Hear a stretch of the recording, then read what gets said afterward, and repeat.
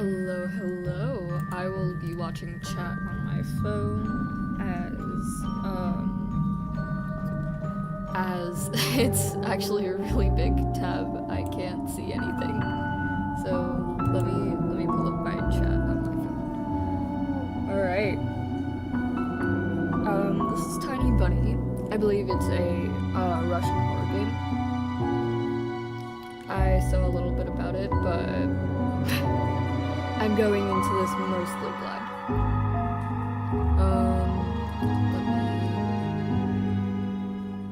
Let me just...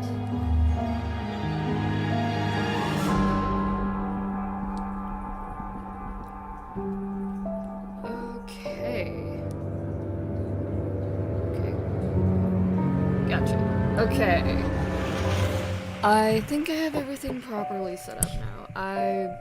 I don't know how long this game will be. I don't know if we'll finish it in one sitting, but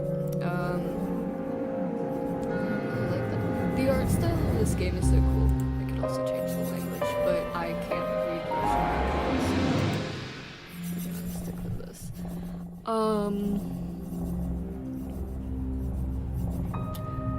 Like I was saying, I don't know how long this game will be. We'll try to finish it in one sitting, but I have no promises. I'm gonna wait for more people to appear.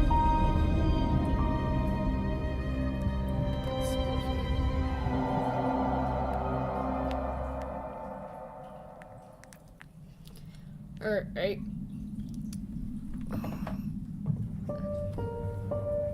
I should mention it's a horror game, and I don't exactly remember, but I think there might be flashing lights.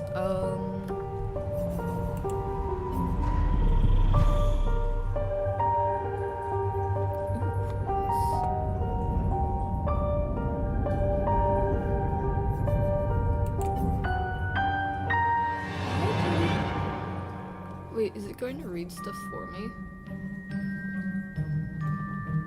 I guess we'll get into it. Spooky bunny indeed. I want to know if it reads stuff for me. Let me know if this is too loud, by the way.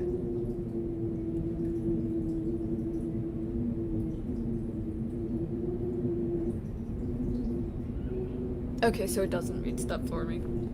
Gotcha. The wind clawed at my window all night long. It wandered the fields and howled like a hungry beast. An endless song weaved from all sorts of voices, shrill, gentle, sneery, twined in the air. They were shouting and laughing, and arguing about something. Someone was running through the snow while casting long shadows that would occasionally creep close to my bed. Wow, this is really loud. Let me, please tell me if it's too loud, because it's really loud in my ears, but I don't know how loud it sounds for you guys. Our house had a mind of its own, the creaky old mind of a building that had seen a lot in its days and was seemingly trying to share its wisdom with the inhabitants. The lonely house faced the forest, and the dark green thicket gazed back with its hollow eyes, rustling, whizzing, swaying back and forth. One could come out and stand at the edge of the forest to reassure themselves there was nobody behind the crooked trees. Fuzzy silhouettes swaying in the wind couldn't possibly do any harm. It's just a play of light and shadow. Just a play. I knew it was my imagination. I was already 12 after all. Still. Oh! Wait, I didn't see that before. Was that always there? Wait, was that always there? The music is a tad loud? Okay. Let's fix that. How's this?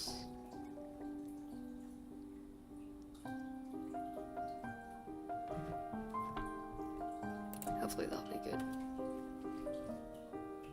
I like the art style of this. It's slightly unsettling. More than slightly. What does the info button do? Ooh, okay. What does this do? Oh, okay. I'm gonna save it just to be safe.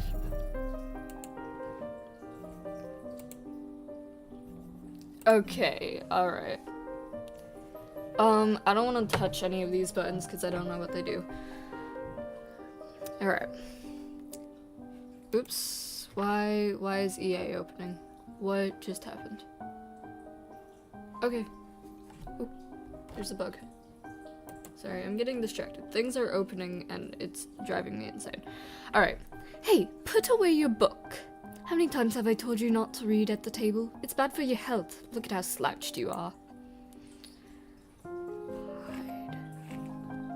Oh, let's hide the book, yeah. I didn't protest and put the book about the Conan Barbarian aside. Okay, so is there like... Was there supposed to be a choice? Was I supposed to choose something there? I was stuck in a line and couldn't understand after reading it 3 times anyway. Olia had already finished her breakfast and was munching on some cookies. She was so enthusiastic she almost looked like your typical girl from commercials. You're not going anywhere until you finish all of it.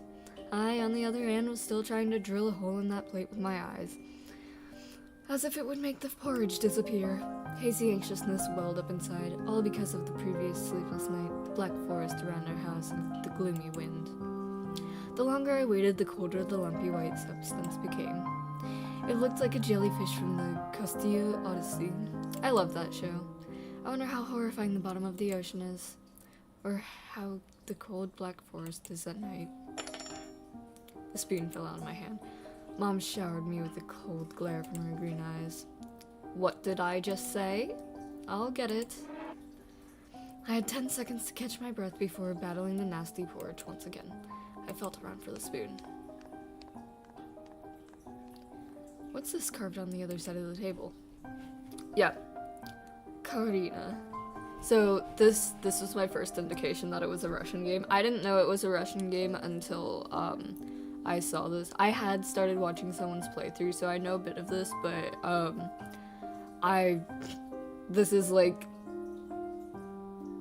this is probably the most my knowledge stretches. But Karina, I'm not good at a Russian accent. Please spare me. Huh, that's my mom's name. I guess she carved it out with something pointy when she was little. She sure was a rascal damaging the furniture like that. She would scold me for a week if I did something similar, though. Should I remind her about it? No, she's been in a bit of a bad mood lately. I imagined her being my age, sitting under the table. I wonder if Mom was afraid of the dark back then, or the sounds coming from the attic, or the thick forest. Ooh. I imagined my grandma coming into my little mom's room, sitting at the edge of her bed, where Olia sleeps nowadays, and saying this in her soft, smooth voice. Tiger is a special place, little girl. It's watching you closely, sniffing you out, trying to discern what kind of beast you are. If you're a good sort, it won't abandon you in times of trouble. But if you're a bad apple, it'll grab you by the side and drag you under the ground. And that would be it. Grandma was caring. She never fought with anybody, never yelled, never swore. Okay. Those were the times without the maddening screams until late at night, without smashed dishes and mutual accusations. Our parents used to love each other back then. I remember listening in on one of their conversations by chance. They were talking about Grandma getting prepared for her funeral. She had already bought a casket, and she called it her cute funeral box. I would too, to be fair. It waited for its time in the closet, patiently. It was black, upholstered with meat-colored material. Ew. I saw it when my grandma was getting buried. The house didn't change since the time she was alive. Only all the photos were gone. Glass-covered pictures with the gray faces of my ancestors. They all had a dead but watchful look in their eyes. I crawled out from under the table. Olia was done with her cookies and was looking at my shares like a sly woodland critter. I turned my gaze toward the frosted window. There were a lot of dark pines outside, but they didn't grab my attention. The pattern of the frost formed a picture on the glass. Yeah, there's the fox again.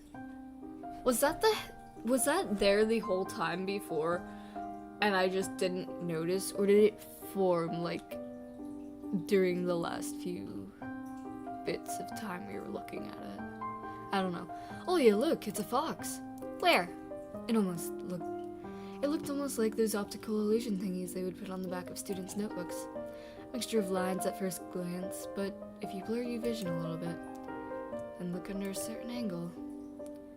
Not outside, on the window. Look, there's the nose, and here's... Hey, eat up! Yes, just a moment. I don't see anything.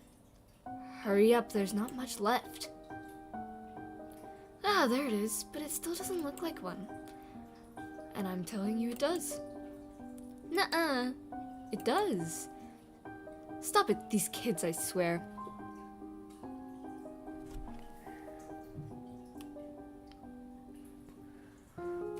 Oh well.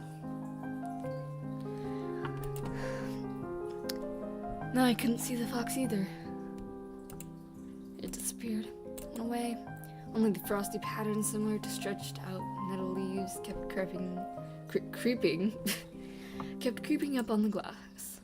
My dad entered the kitchen with a long, measured step. I want to have a beard like his when I grow up. Mom would always ask jokingly, "Come shave it off. It stings." This was so long ago. Nowadays, rumbling doors and witty comebacks were an everyday occurrence. Olya always covered her ears when she heard something like, "What's the point in all this?" through the wall. "It's all for your sake," Dad would reply. "For the sake of our family."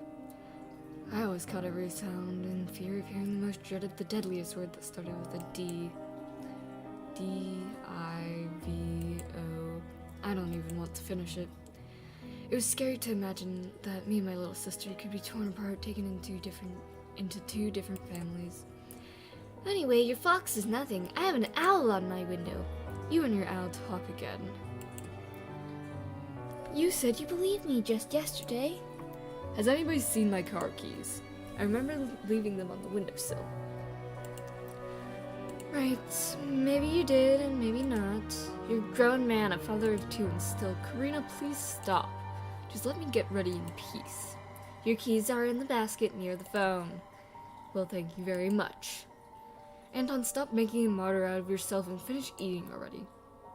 And the owl? There was no owl. But there was one.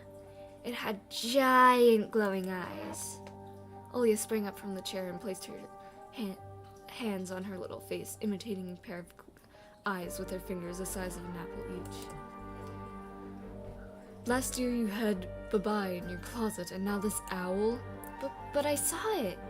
Olya shifted her gaze back and forth from Dad to Mom to me, but couldn't find any support. Have you thought about befriending it? You know, like feeding it with imaginary mice? Don't bully our girl. She's just afraid to sleep alone because she's little. Olya patted her lips in rebellion and rushed into the hallway. The staircase that led into the second floor creaked. Mom gave Dad a strict look. Oh, that look in her eyes, it's so uncomfortable to be pinned under it. Dad just snorted in reply and left ringing with the keys he just found.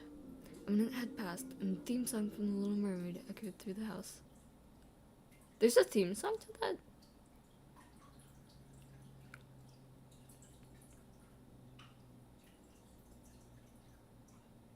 Is it like Under the Sea? It was stored on an incredibly worn-out cassette tape, which Dad had to glue together once. It's so easy to fix objects by gluing them back together, for example. But how do you fix a relationship? Dogs.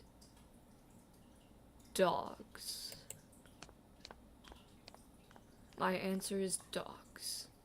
Mom moved to the living room and I was left alone, anxiously stealing glances at the window. Well, we had trouble sleeping ever since we moved to this house. She would toss and turn, or curl up into a ball under the blanket. Sometimes she would jump up and... There is... Did I kill it?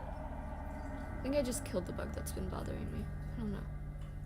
I hope I did. It was annoying. Sometimes she would jump up in the middle of the night and turn on the VCR. Cartoons helped take her mind off the troubles we had with the move and our parents. Oh! Oh, I don't like the owl. And then Olya said she saw a giant flying monster outside her window. She became obsessed with it. Our parents did everything in their power. They tried every little trick to get rid of those ridiculous fears. Oops, I just skipped. Wait, can I go back? Oh, okay. Good. Olivia refused to sleep alone and didn't believe that the owl was just one of her nightmares. After tonight, I was unsure what to make of my sister's words, what to think of it myself. Can nightmares be infectious? Just last night, I couldn't get a wink of sleep and ended up thinking about what to expect at my new school. There were a couple of days left before the beginning of a new term. My imagination drew... Oh, dear God. Jump scare warning around here. I don't know when exactly it's coming, but it's coming soon. My imagination drew long, twisting hallways that led to classrooms full of kids, but all the students behind their desks were simply dark figures, cut out using a template. Circular holes gaped in the middle of their face. A pair of eyes blinked inside those holes. It was as if some completely different creatures were looking at me from behind the flat black silhouettes. Oh, I don't like the noises. Their cruel glares, filled with icy sneers, made me shiver from head to toe. Will I survive here? Won't they gang up on me and beat me down, stomp on me with their bloodied shoes? The damn school can burn for all I care. I just wished for anything to happen to it. It doesn't really matter what. I didn't want to go there that badly. I didn't want to see people who are just itching to smack me on the head, trip me up, think of a new offensive name for me worse than the previous ones. Felt like the glasses I wore made me an outsider or some sort of monster. My gaze slid across the drawings hanging on the walls. I couldn't consider myself a great artist, but Olia had begged me to hang them. Drawing was the only thing that made me happy as of late. Small circles of friends I had also enjoyed my paintings, and they promised to call me from time to time. Sometimes I imagine Mom picking up the phone and saying in a cold voice, "You've got the wrong number," or "Anton is not around." I imagine my future classmates lying in their beds just like me, listening to the howls of invisible werewolves outside of their windows. Maybe my new classmates will like me after all. But who would ever like a boy with thick glasses? I mean, my dad used to wear glasses when he was little. Now he's married to the most beautiful woman on the planet, my mom. The house creaked. Oh, I don't like the creaking noise. It keeps scaring me. The house creaked, pressed by the wind. The condo we used to live in, a 9-floor concrete building, buzzed with the neighbor's drill, mumbled with the TV set from behind the wall, cried like a baby from the big family next door. Our current house, though I can't really call it new, was completely different. It was silent and easygoing during the day. The shadows lay dormant in the corners and the closets, cobwebs under the stairs. But they all woke up during the night. Something was watching me from every corner, almost as if the old photos of my diseased family, with their ashen eyes, were hanging on the wall in place of my drawings. The floor was squeaking, the rusty drains were moaning, the attic was occupied by noisy trash. One good thing, the house was performing some sort of demonic melody. Oh, I like this music. Then I realized I was in fact hearing music. It was already playing for a good while. Somewhere at the edge of my perception, I could hear a flute. I do hear a flute. I will agree with that. It was mixed in with the sound of the wind, of the creaking old house, and my thoughts too. What's that noise? I don't like that noise. I stood up and rushed to the window. I wanted to reassure myself that this music was nothing more than a product of my imagination. It's not like someone is playing it there and missed the cold, snowy night, right? Do I have an option to not do that? Okay, I guess we're gonna do that. Oh, what are these? Someone was dancing in the field. I like them. They're silly looking. Black silhouettes I could barely make out with the dark forest as their backdrop. They jumped around, basked in the moonlight, bumped into piles of snow, rolled around and crawled on all fours. The jump scare comes after this scene, by the way. Well, it's a little bit farther after this scene, but it's somewhere around here, I think. I like the dancing one. It's so silly. Stories about wolves playing under the moon came to mind, but these were clearly not wolves. They stood upright at times and circled around, holding hands and whipping up snow, disappearing into the shadows for a brief moment, then coming back. Something bizarre was going on. I need to put my feet on the floor and not on my chair, because if I get scared and fall backwards, I want to have an option to save myself. The shadows dancing in the starless abyss made my imagination go wild, making me anxious at the same time. Uh-oh. Suddenly the music had stopped. I'm taking my headphones off. I'm sorry. The dancing shadows froze in place and I could swear pierced me with their eyes. One of the silhouettes immediately parted from the bizarre shadow carnival and sprinted across the field with giant leaps. No, no, no, no. It glided on the squeaky snow. Oh dear God. It glided on the squeaky snow without leaving any prints until it was devoured by the pitch black shadows of my house, which became darker and thicker. Oh God, I don't want to continue. Okay. My heart was jumping like a bird inside a cage. I shut the curtains with a swift motion and stepped back toward the bed. They saw me. A freezing... That's not the jump scare. No, it's coming up. And that's the worst part, because I know it's coming. A freezing torrent of fear washed over me. I stood in the middle of a perfectly dark room and listened to some unwanted guest move and scrape around looking for an entrance. The sound moved to the right and circled around the house. Now my guest should be at the front door. I jumped into bed and covered myself with the blanket. Well, cover your eyes with the blanket too. Don't be rude. Jumped into the bed and covered myself with the blanket as if it could protect me. Shackles of fear locked my muscles. I remember the funeral of my grandma laying there, hands crossed on her chest, her facial features sharp like a tin doll. Ants running up and down the legs of chairs that held my grandma's casket. I imagined those little creatures climbing up her head and pulling her eyelids. I don't like that sound.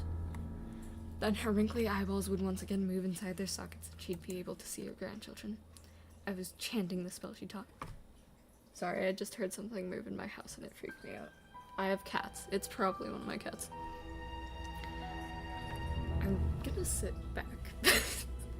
I was chanting the spell she taught me throughout the whole procedure, and now lying under the blanket and listening to squeaks and howls. I was repeating the same words. On the island of Boyan, beneath the blemished sun, and the sea of color blue, stands a cabin made of wood. There lay lard in the ashen hair, for the spawn of the devil's lair to feast and always leave alone, God's faithful servant named Anton. Hi! Oh, hello! My cat brought me a gift. Hi, thank you. Do you want on my lap? You want up? You want up? Here. No? Okay. You want up? Okay. Evil leave this house must, ashes to ashes, dust to dust. Bizarre sounds had disappeared. Hi. My cat is just hanging around. I cautiously peeked out from under the blanket and saw curtains waving around like a hangman. Oh, I know. Oh, I know. You just want attention. I know. And then the night doused me with a new portion of boiling terror. The sun scratched at my eardrums. In reality, something was scratching at the front door, hurriedly clawing at the wood, demanding to be let in. The door was shut. Dad had become very cautious recently, so he installed a sturdy lock. I remember him staring intently at the forest, as if he was looking for something. Ashes to ashes, dust to dust. I hugged my knees, placing my chin between them, and drilled the floor with my eyes. It was so flimsy and weak before the might of the darkness. This was probably... This is... No, I don't want to know what comes after the end then. No, Taco, come back. My cat's left me. And then... No! Don't zoom in on the door. Oh, no. The doorknob twitched slightly. No. Then turned halfway once, twice, as if the person who tried to enter had no hands. No, the doorknob tilted once more and then started clicking violently. Oh god. My jaw clenched into my red fingers and clutched the blanket. The door creaked and opened. The wind taunted me, moaning from inside the drains. Now, the door was wide open. I'm leaning back. Is that an eye, or is that just dirt on my screen? I think that's an eye. That's not dirt on my screen. Hi, Chloe! The darkness right inside the carnivorous mouth in the doorway.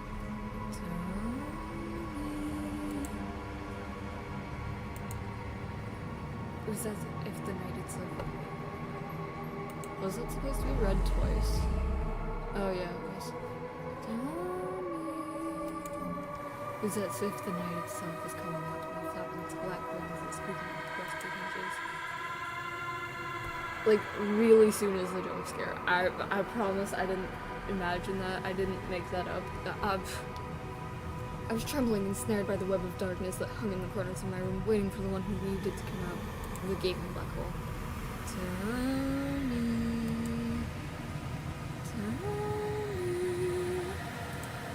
My abdomen tightened and my chest rose up, ready to exhale a desperate scream. But before I was able to do anything, the darkness asked me, "Tony, you asleep?" My sister's pale face protruded from the thick shadows. I almost screamed from relief. "Olia, I'm not sleeping. Did something happen?" Olia frowned and stuck out her lower lip, clear sign that she was about to cry. It's there again, staring at me. Shoo her away, Tony, please. I'm so scared. Fear that was tormenting me just a minute ago. Hey, Toko, come here. Come here. Fear that was tormenting me just a minute ago crawled away and hid somewhere in my stomach. I needed to calm Olia around. Down. It was just a dream, silly. Don't be scared. Dreams don't bite. No one's going to harm you. Olia sobbed. She was trying her best to believe me. But was I sure myself? I have an idea. Oh wait, that was Anton. Oops. Or Antone, because she calls him Tony. Right? Antone. I have an idea.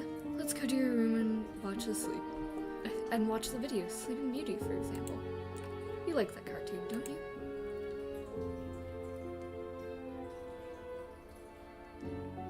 Why does the Sleeping Beauty have a prince and I have this scary bird? That question took me by surprise. Alright, let's watch Cinderella. My thoughts became tangled and fuzzy. What was that? What? It's coming. I know it is. What study movie? There's a bug. There's a bug? Sorry. Okay. What's study movie with its eyes while dancing feverishly under the moon? Oh, it's coming, it's coming, it's coming. I know it. The darkness was clinging to the window. It couldn't be fooled by Grandma's old chants. It couldn't be satisfied with the feast of a lard and long ashen hair. Tony, you coming? Oh, it's right here. I don't want to clank forward. Hi, Toko. Toko, come here. I don't want to click forward. Yes, just a moment. Sorry. Like I said, jump scare. Is that the sound of it eating Antone? Okay. Now I can go back to sitting crisscross applesauce on my chair. That's why I didn't want to laugh at Olia and her owl in the morning. Oh, don't LOL me. Don't lol me. You take fun in my fear. Who could be visiting us in the middle of nowhere? We don't know anyone around here. So persistent. I felt extremely unsettled that just from a silly thought our morning guests could have come from the woods. I could barely hear voices coming from the front door. My mind was urging me to hide. In the closet, under the table, behind the curtains, where Olia always hides. Tony, come here. Yeah, it must be pronounced Antone. I felt like kettlebells were tied to my feet, but still dragged them towards the hallway.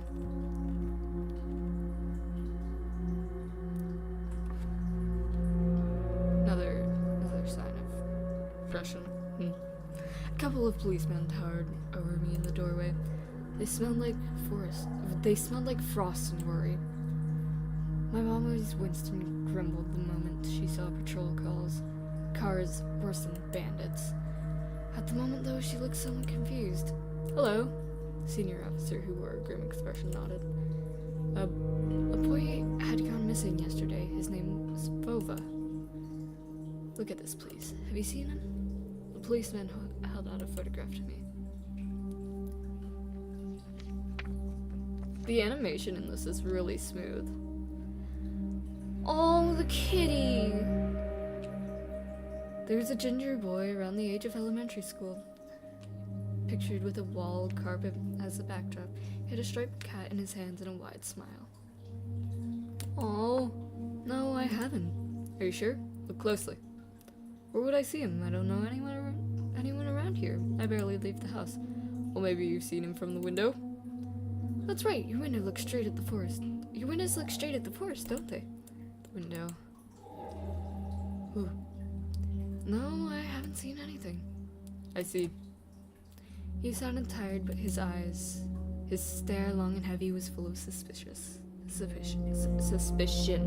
Oh my god, I can't talk. I squirmed unwittingly under the weight of guilt which his giant shadow cast over me.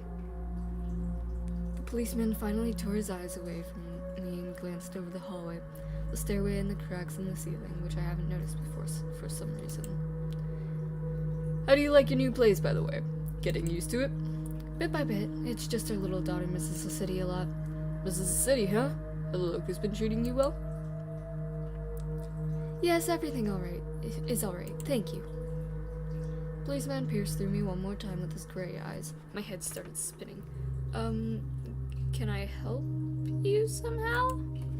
I asked that in a shaky voice to look like a polite boy and to end this unpleasant conversation sooner. Now that I think about it, you look just like one of my nephews, little fella. He's a witty boy around your age, wears the same type of goggles. Always engrossed in reading those mystery novels. Told me he wants to enroll in police school when his family visited this summer. Wanted to help other people, just like me, see? I felt uncomfortable, as if a distant relative, not a police officer, stood before me. You know what? Little boys like you should stay at home and steer away from trouble. Times have changed so much. Mom interjected in a cold voice. You don't say. Oh, well then. What grade are you in, Tony boy? Can't tell if my cats are kissing or fighting. Both. 6th. Have you made any friends so far? No, not yet. I'll be going to school for the first time after break. Ah, then I'll leave you my number just in case. Call me if you have any new info. Please don't hit each other, thank you. One of you has claws, the other doesn't. Just remember that. The policemen were gone along with their shadows, the smell of cheap cologne. Oh, hey! Tucker, that wasn't very nice.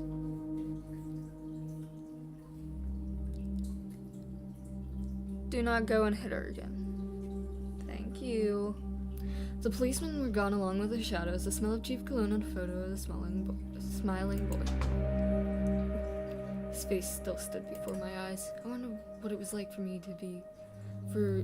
being all alone there. For some reason, thought of the forest swayed in the wind. What did his poor parents feel? What my parents do if I had gone missing? I think I'm gonna have a choice soon, so... Oh! Interesting. But I want to save. Can I? Yeah, delete. Yes, I want to delete that save. There we go. Okay. What would my parents do if I'd gone missing? Would they cry and thrash hysterically? Or would they accuse each other like they always do and forget about me eventually? Mom, this Vova, did he go missing in our forest? Did he go missing in our forest? Seems like it. Poor child. I looked out the window at the road. The police UAZ had drove off. What's a UAZ? UAZ, a Soviet and Russian off-road freight passenger car brand which was produced on the Ulyanovsk car factory. The officer's nephew came to mind when I was splitting off old paint from the window sill. Then I remembered the teenage mystery novels in the Black Kitty series I'd read this summer. Well, it's Black Kitty, a series of contemporary Russian original or translated teen mystery books. Ooh! Well, now I kind of want to read this. Your average boys and girls investigated all sorts of mysteries there. They looked for clues, spied on suspicious people. After a set of amazing adventures, bam! Solved any complicated case. They became loyal celebrities and must have made their parents very proud. Noticed a trail of policemen's footprints that led to the forest. Then it clicked in my head. Why don't I start an investigation of my own? Maybe I'll find that lost boy. And I'll get a reward. Olya will be so happy.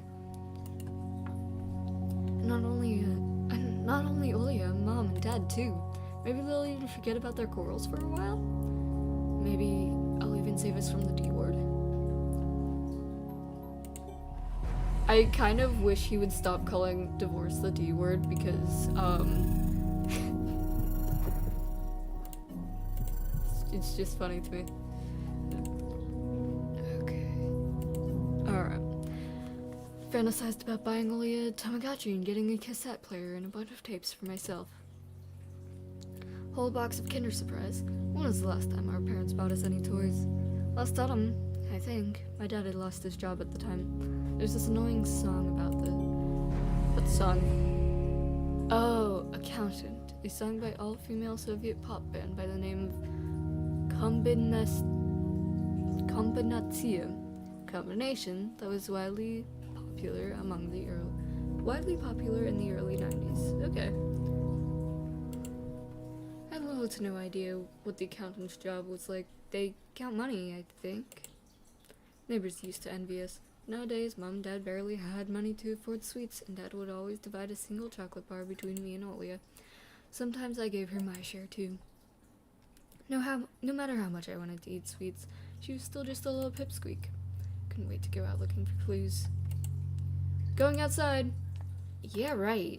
You want the police to go around with your photograph next? The forest is so thick. What if the boy got snatched up by wild animals or something even worse? Even worse, echoed through the hallway. I won't go far. I'll stay from the forest.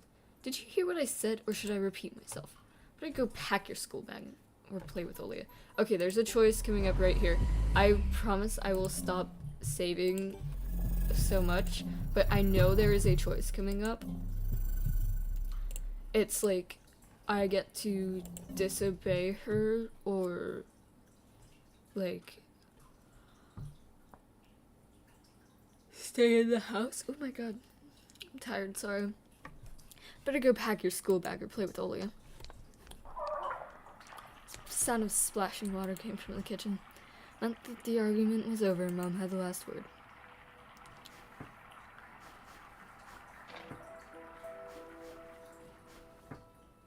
Okay, there's a choice here. I'll look at these. Cross had seen so many people come and go into this house. It is black as if it had absorbed all human sin from the long years it was hanging out under the ceiling. After Grandma had died, Mom was going to take it off and hang a horseshoe in its place as a lucky charm, but she cut herself with the cross's sharp corner and almost fell from the stepladder. Ooh! Dad called it a sign from above and ordered the cross to be left alone in its rightful place. Okay, that's weird and kinda creepy. Mom's peg top, a family relic. Mom played with it when she was little, then she gifted it to me. Olya was next in the succession line. The toy belonged to her now. She stared at it, the dancing spindle, as if it could show her something. Fairy tale or maybe even our future. Now even my little sister was a bit too old for the old squeaky peg top. Parents prohibit me from making long-distance calls, but from time to time I really want to hear my old friends. Sometimes I would just pick up the phone and listen to the low hum of the zoomer and the distant crackling, imagining the wind howling like the ice-leading chords. Is that all? Okay. I'm gonna set up a poll because I'm indecisive. I really want to know what's there, but I also want to go out. But I think going out might kill me. So, oops, not a reaction, no. Poll. So, open kitchen or yard. Alright. I'm gonna sit and watch the poll for a little bit. Yard. Okay, it's looking like yard.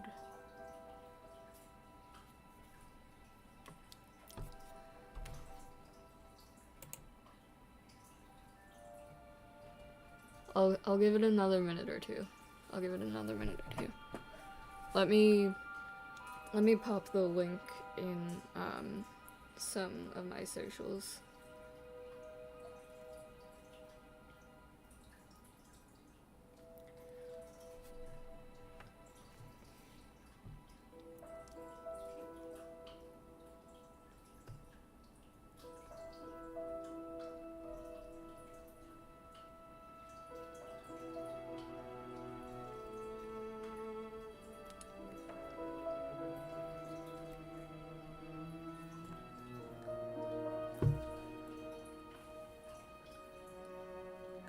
Still only one vote, so we're gonna give it a little bit more time.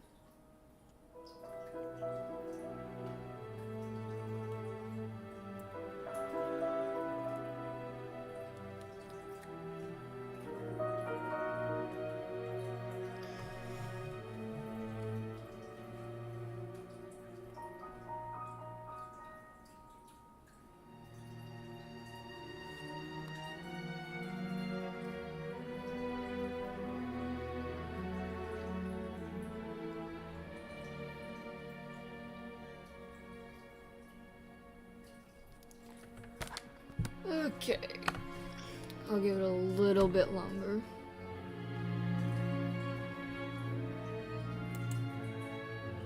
Oh. I'm really interested to see what,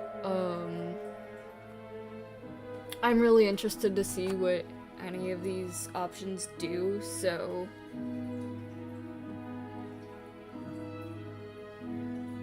I'm really just down for anything that's chosen.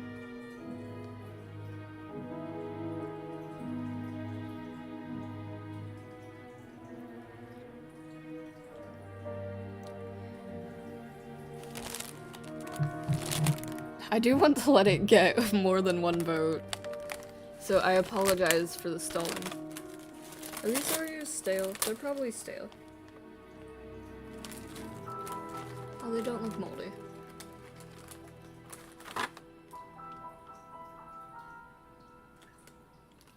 They may be stale, but I'm still eating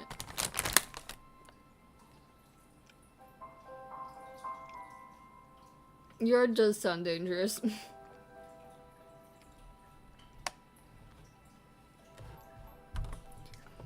I do kind of want to go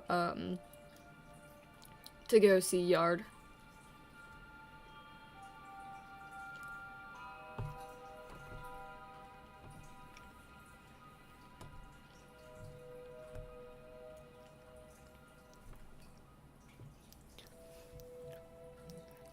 I don't know if it's going to give us, like, the option to go back and do this later. So that's why I'm being, like, really specific.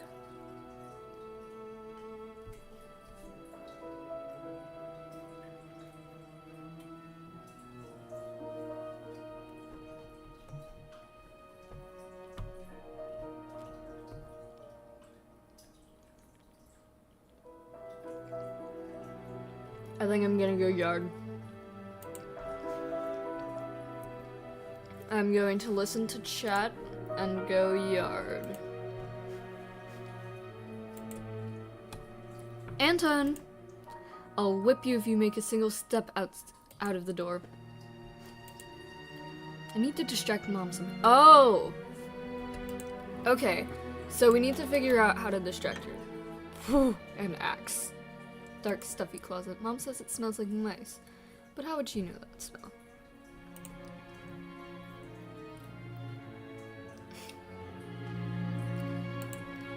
She hates when I stick my nose in there. She's afraid I'll cut myself on a freshly sharpened axe, and Olia can't even be lured to close it. She thinks Bobby is living in there. I tried to help her fight her fears once. I opened the door and turned on the lamp so she would see there was nothing but cobwebs, stabs, tools, and scratched walls. She still didn't believe me. And I like to hide in the closet and listen to Olia outside. 1, 2, 3, better hide from me. Then drag her feet on the creaking floorboards, hoping that she wouldn't need to look for me in the cramped monster's den. Okay, but I want to steal.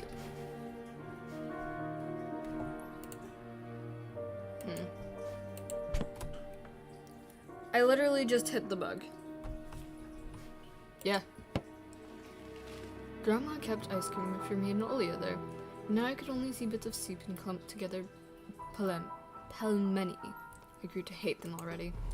What's a pelmeni? Russian variety of dumplings made by the boiling thin leaves. Ooh! Oh, I'm hungry.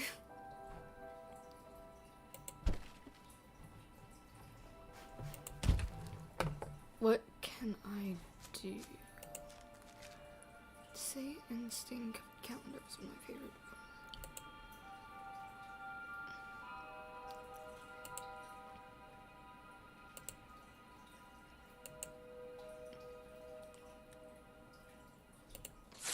Okay. Oh.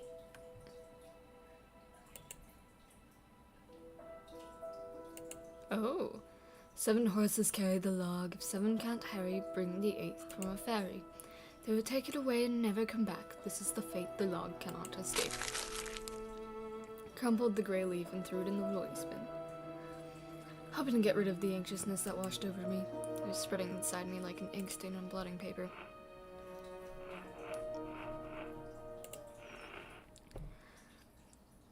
Americana of Russia has declared a state of emergency due to adverse weather conditions. According to the weather forecast, a cyclone is moving towards the region. Expect heavy snowfall, blizzards, and snowdrifts on the road. Keep your eyes open and take care of yourself. Took a peek at Mom's crossword. She would get very angry when someone gave her advice, and me and Dad fake knowing the answer, and being about to reveal it all the time. I smiled at that fleeting thought. Vertical, 9 letters, the name of a Philistine deity that protected them from viper bites and had a nickname Lord of the Flies. Baphomet? Is Baphomet right? I think so. Second letter E. Nope, guess not.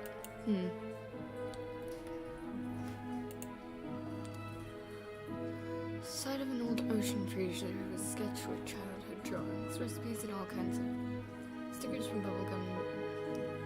bubblegum with dinosaurs that I liked so much. Among that still life picture hung of a piece of ruled paper with the phone number of the police officer who visited us. Oh, hey, wait, can I call that? A scrap of paper is held by a two-piece. Yeah. Okay, but into it to unveil the mystery. Anton! What do you need it for? Hands off, you'll lose it. Answering my mom was the last thing I wanted, so I lowered my hand. Can I click on her? It was difficult to lie to Mom, but there was no other way to get her. To run. What did that say?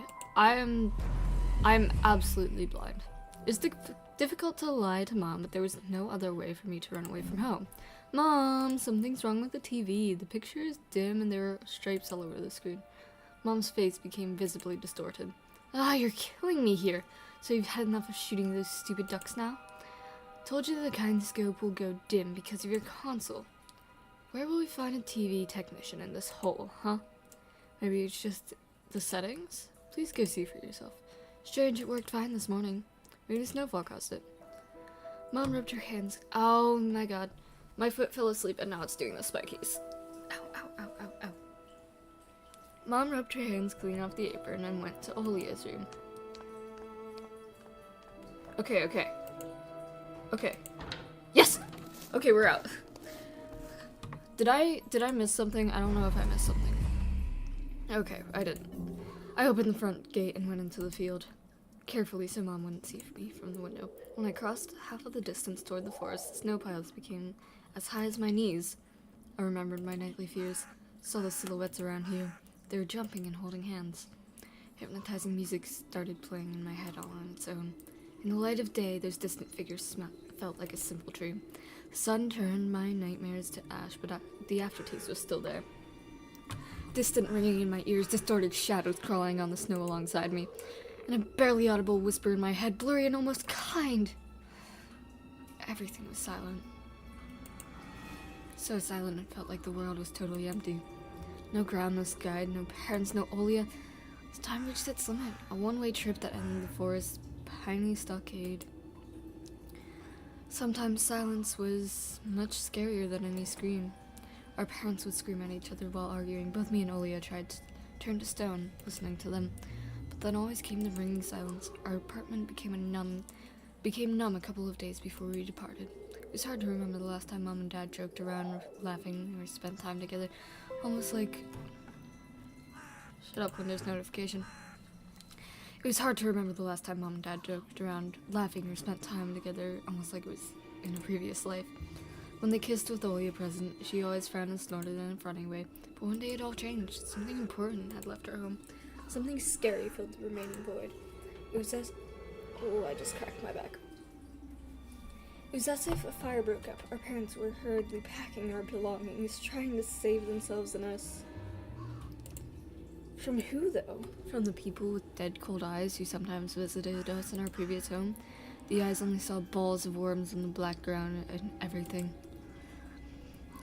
And somewhere far away, a siren was going off, trying to warn us of the coming menace. There's a lot of reading in this. I shuddered, chasing away my delusions, and looked around.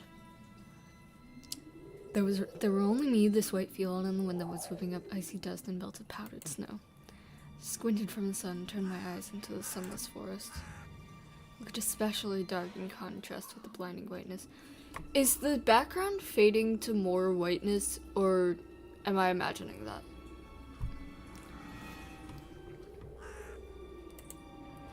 Knobby tree roots slithered under the snow like fat snakes. Rotten leaves and carnivorous needles frozen into the ice. Dry, prickly branches intertwined. Whoa. Somebody's glove. Maybe it's the missing boy, Vova. Dry, prickly branches intertwined, bringing up the uncomfortable thoughts about fences. What? Wait. What? Were they protecting the forest? Or were they keeping something from breaking out? Oh, I see. Some object was hanging from one of the pointing branches. I tried to get closer, drowning in the snow. When I almost got to the edge of the forest, I saw a knitted mitten. It looked like a wounded bird amongst the hungering semi-dark. Should I take it to the police? Yes? Senior officer looked gloomy, but he still reminded me of Captain Casanova from my favorite TV show called The Street of Broken Lights. Well, tell me what that is. Russian mystery TV series telling the story of Jalen. Oh, okay. He was also always anxious, with a tired look in his eyes, but still brave and strong. Will this mitten help them find the lost boy? Vova. I heard a distant shout. It looked like it came from the river. Vova! As if the trees were calling out to someone. Vova! Resounded closer to me. Someone was standing there, behind the trees, hiding. Vova! I knew someone was looking for the lost boy, but still, something was unsettling about the figure. Oh dear God. It's making me anxious now. Its stillness, how it was bent unnaturally towards the ground. I don't see anything, which is scaring me even more. Its blackness. There was no one there, just branches and roots. It's all just my imagination. A nearby bird flapped its wings loudly. Oh! Thank you. Shadow split from the tree and disappeared from my sight. I looked away for just a moment, but when I turned my gaze back to the same place, it was gone. So it was my imagination after all. Silence regained for a painful... I saw my cat out of the corner of my eye and it scared me. I am on edge. I am always on edge when I play horror games. Silence reigned for a painfully long time. Oh, I don't like it. I don't like that it's panning. The music is getting louder. My muscles were tightly sprung. My heart was beating somewhere in my throat. Any noise, any little movement, any small whisper from this thicket, and I'd sprint, but nothing of the sort happened. Looked at the mitten once more. Okay, this is a choice that I'm saving. I need to save here. No, wrong button. Okay. Chat, we're doing another poll. Are you ready? Is chat ready for another poll? I think chat is ready for another poll.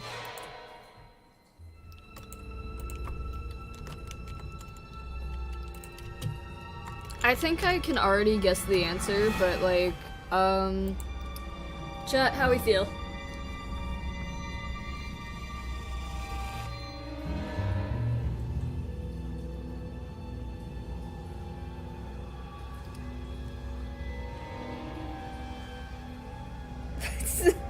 Yes, poll.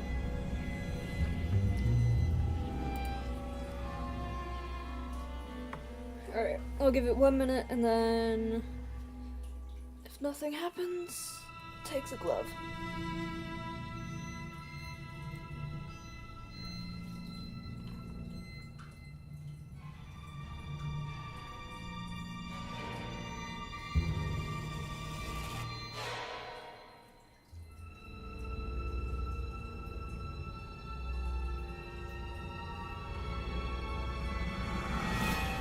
You can tell I'm extremely indecisive, so I'll be like relying on chat a lot for this game.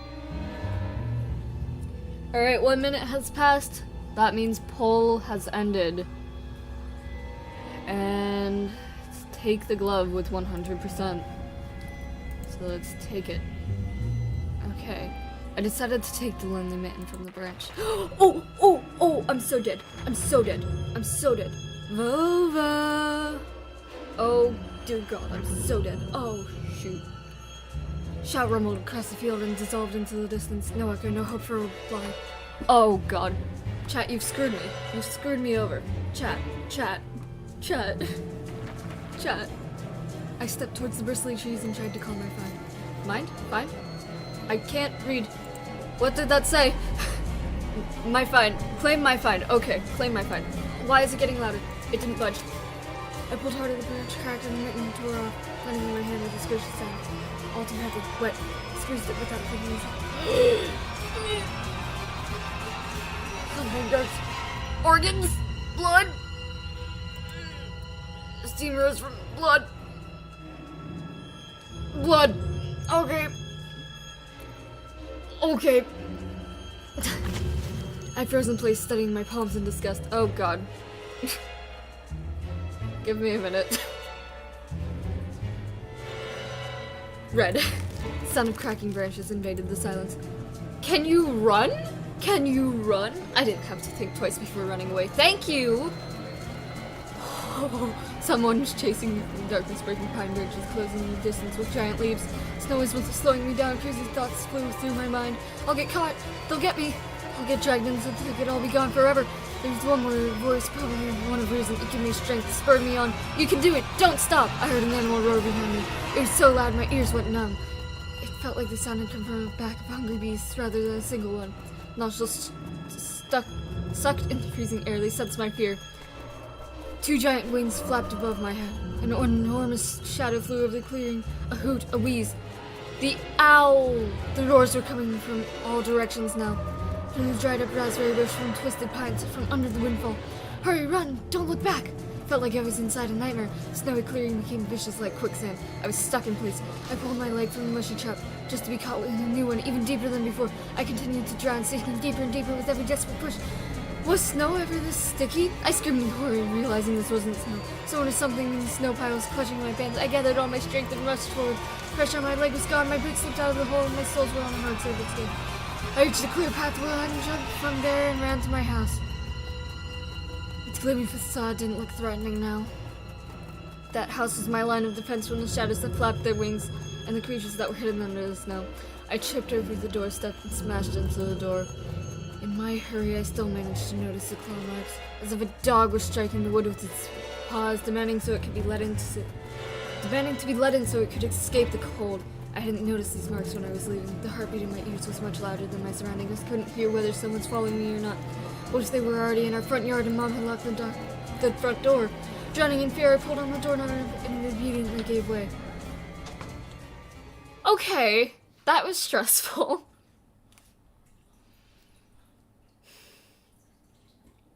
I rolled into the hallway and shut the door behind me. Porch plank squeaked as my pursuers ascended the stairs. My fingers slipped off the lock and I couldn't put it into place. I gritted my teeth and pulled hard on the iron knob, whipping it between the boards. I stared blankly at the door. Someone was standing on the other side of the pitiful, flimsy barrier that was probably less useful than blankets. Wheezing breath reached into the house and crashed at me waves. It smelled of pines and sweat. Mom peeked out of the kitchen and chastised me with the same frigid voice she always used when talking to Dad. What exactly didn't you understand when I told you never to slam the door? I didn't mean to. I snuck a glance at the door. Smell was gone. The breath was too. If someone was there in the first place, of course. Here, mere 5 meters away from Mom, my fear slowly weakening, melting like snow in spring. And with it, the last bit of strength I had left my body too. My legs gave way. I propped myself against the wall so I wouldn't fall over. Mom's expression had changed immediately. The cold mask of strictness and detachment was gone. Mom looked same as before all those quarrels. She finally saw my condition. My wet pants were plastered with snow. Where have you been? What did I tell you, huh? I told you to stay home. Am I nothing to you, too? I got afraid she would cry. I reached out to her like when I was very little and wanted her to cuddle me. But Mom regained her composure fast and put on her usual face. Her eyes shined like steel. I am so cold. Why is it so cold in here? Her eyes shined like steel. Her voice rang out. Your dad can't find his cigarettes. Be honest, did you snatch them? Were you smoking in secret? There was someone chasing me. I thought. Started as soon as I started explaining myself. Tears welled up in my eyes. Mom leaned toward me and sniffed my clothes like a beast searching for the smell of tobacco. She squinted her eyes in suspicion and looked into the front yard. Her expression changed in an instant, and she covered her mouth with her hand. Look over there at the fence! My heart was thumping as I became prey once again, and my pursuers were following me in the field. I could swear that I've heard something scratching at the door just in my nightmare. Mom beckoned me with her finger and gathered my remaining bravery to look in the kitchen window facing my fear. I could barely discern some hairy silhouettes swimming in the snow through the icy winter patterns on the glass. Dogs! Just a small pack of strays. No name, no owner. Barely reminding me of the hungry monsters that live on the edge of forest. Oh boy, were you scared of them? I think they'd be rather scared of you, Antone. They were chasing me, like a bunny. And what if they're rabid? The smile had slowly disappeared from Mom's face. And then she looked at the dogs as if it's her first time seeing them. What if they attack Olia? Mom? I wish your dad could just shoot them. Ooh. Mom, look, they're alive! Huh? What? Are they your friend or foe after all? Please make up your mind. You're not a little kid anymore. Mom sighed in annoyance. I felt so bitter that I bit my lower lip and fixed my gaze on the cobweb-ridden corner. Well, some detective I am. In reality, I wasn't risking my life among monsters, but rather my pants among a pack of stupid strays. And what for? What use do I have for this? Mitten. Of course! A dark and sticky mitten that belonged to the lost boy made a squishy sound in my hand. Seems like I was clutching it the whole time. That's my trump card as a detective. I hurried to present this clue to my mom. Mom, look, this is Vova's mitten.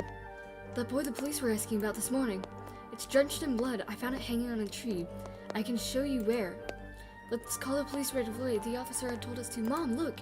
Ew! A shadow of doubt slowly crept onto Mom's contorted face, as if she was trying to remember something distant, like someone... Wow, that is really soaked in blood. Like someone tries to remember their dream, but the images slip away. Stop at this moment. Olia will go insane if she hears you. She already has trouble sleeping and wishes and whines all the time. And you joke around like this? At that moment, I realized the mitten was actually wet from snow. There was no blood whatsoever. I wanted to sink through the floor in embarrassment. Come here, my boy, who cried Wolf. Oh, don't just stand there. Come take your pills. A golden-colored pill reminiscent of dead wasp fell into my palm. I already took one during breakfast. Don't talk over me. Told you to stay home and that would have given you a good whipping for that. Come on, take it or you won't be able to sleep at night and you have school tomorrow. So I had to swallow the bitter medication, drinking it down with similarly awful water that gave off a taste of chlorine. I wonder what kind of pill that is. Maybe it wasn't Vova's mitten. Maybe it wasn't a mitten at all, just like the forest monsters and Olia's owl. Am I going mad? What's happening to me? Either the pill had an immediate effect or my overexerted brain didn't let the fear inside me anymore. Serenity washed. Was he drugged? Serenity washed over me, bringing yawning indifference along with it. Anton, you done? See, you can do it when you try. Take off your coat. Are you asleep? No, Mom, I was just thinking. What about, I wonder? It's just something silly. Mom scrutinized me with suspicious eyes, as if she wasn't sure she was looking at her own son and not some doppelganger that came from the forest. Is everything alright? You had the exact same expression when the policeman asked you about the window. I'm alright, Mom. She heaved a deep sigh. Fine. It seemed like the house had changed. Sofa's fabric had become discolored. Fingerprints appeared on the bathroom tiles. Light bulbs also felt different, dimmer and yellower. Even the saliva inside my mouth had a different taste. A melody from Aladdin could be heard from the upper floor. Olia was done rewatching her favorite Little Mermaid episodes and switched to the other tapes.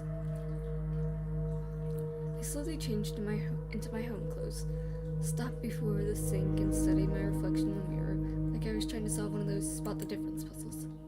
Then I went upstairs. Jafar and Iago's voices died down. I walked past Olia's bedroom and slipped into mine. Okay. What can we do?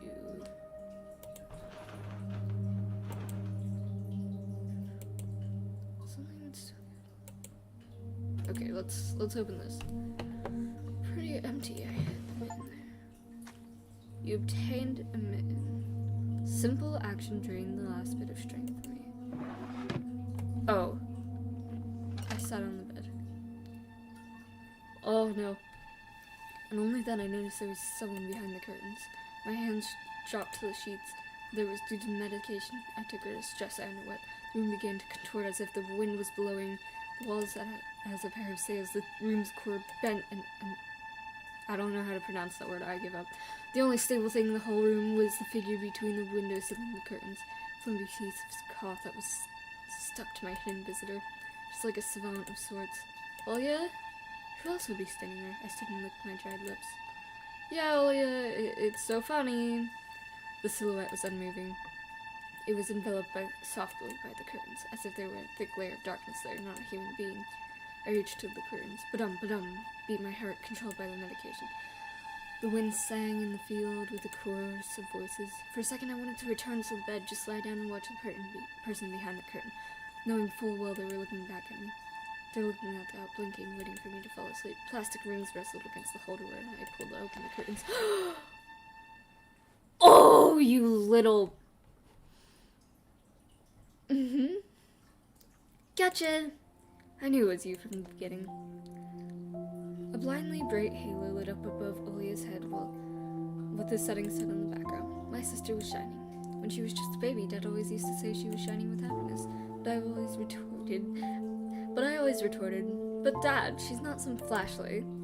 But I brought her to the window one day and sunlight poured on her smiling face. I felt like I was holding a child woven from light. I saw everything. Oh, really? What did you hide? She was just like my mom when she was little, before she put on her sad mask of tiredness and switched to her commanding tone of voice. It's nothing, just Olia ran up to the table, her eyes round, and asked, You stole something and hid it there. Are you a thief? What? Don't be stupid. I didn't steal anything. A clear image came to mind, that man hanging from the tree branch. What if I did steal it after all? From the forest, from the tilted figure standing behind the black trees. Olia could be selfish and stubborn when she wanted. Then show me. Swear you won't tell anyone, then I'll show you. That's horrifying. Olivia wore a plotting smile. I swear on Mom's heart. An oath she heard in one of the movies about the pioneers we watched. Pioneer movement and umbrella tournament. Yeah. Okay. I actually know about that. Don't say things like that. Olivia nodded and made a gesture with her hand, locking her mouth with an imaginary key. She was filled with her curiosity that was splashing from her dry eyes. I opened the door and Olivia leaned in, holding her breath. It looked like there was not just a simple mitten, but some sort of exotic critter. Is this someone's mitten? She said that as if she couldn't understand what she saw. A certain boy lost it and got lost himself. Now, do you understand how dangerous it is for kids to wander into the forest, right? It must be really cold out there. Will they find him? They will. Yes, they definitely will. He is definitely not dead. That mitten was definitely not filled with his blood. The police are going house to house showing his photo to everybody. Olivia traversed the room with care and pressed her tiny palms on the window. And why are they going to houses and not the forest? Are they scared? The question caught me off guard. Police aren't scared of anything. Yeah, right, flashed my clouded mind.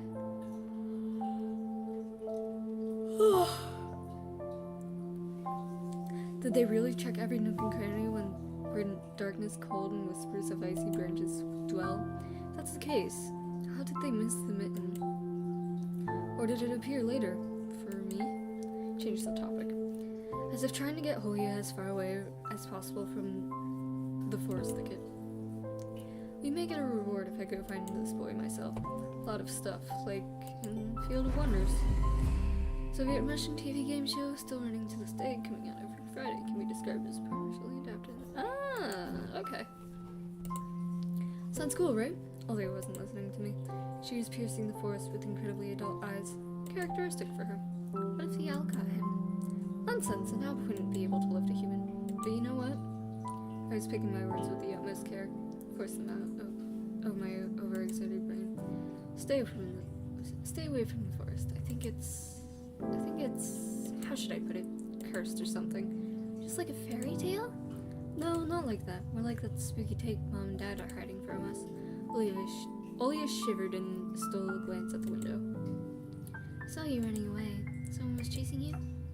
No, it's just, I was hurrying back home, so Mom wouldn't be worried. As I looked at my sister, my heart was tearing apart. She's so fragile. It was so easy to stifle her light. A gust of wind and her small fire would be gone. You're lucky. Mom won't even let me go outside. Like a princess of the tower, can't go anywhere. I'll die from boredom here. You're wrong. Nobody has ever died of boredom. You and me and your cartoons, and Mom and Dad will be good to each other soon.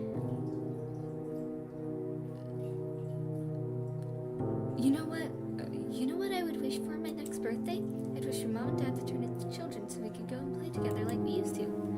Yeah, and if you'd make them as small as bugs, we could place them into a little box. Olivia giggled and tugged at my sleeve. Tony, let's go watch Aladdin. Fatigue went over my desire to be with my little sister. I washed her over by some sort of heinous apathy. I'm too tired. I don't want to. Come on. It's too boring alone. Mom's always busy. We can pick a cartoon you haven't seen before. I know all of our tapes by heart at this point. Not all of them. You haven't watched Peter Pan. Remember how you fell asleep in the middle of it? And so much happens after that. Let's go. Maybe a bit later. Should I tell you how it ends? Let's leave this for tomorrow. I won't tell you tomorrow. I know, let's play hide and seek. No, Olivia. Then draw me a dino. Olivia, please. Draw it. Will you leave me alone already? Okay, that was mean. I blurted it out without thinking. And then I was immediately taken aback. I'd never screamed at my little sister like that. Olivia stared at me in shock. Her lips started trembling, a precursor to tears. My chest was seething with disgust and embarrassment. What's happening to me?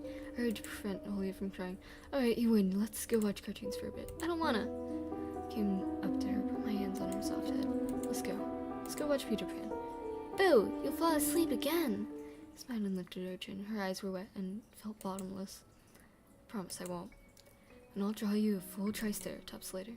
Hooray! Triceratops! Well, close enough. Olivia rubbed her eyes with the sleeve of her pajamas, and a shining smile returned to her face. I'll go ask Mom for condensed milk and bread, and you rewind the tape. The bread is fresh, just how you like it. Alright, just be careful not to spill the milk, or you'll be yelled at again. Wanna bet I won't spill it? The tape is somewhere in the nightstand. I'll look for it. Olivia disappeared into the doorway. I dragged my feet into the neighboring room.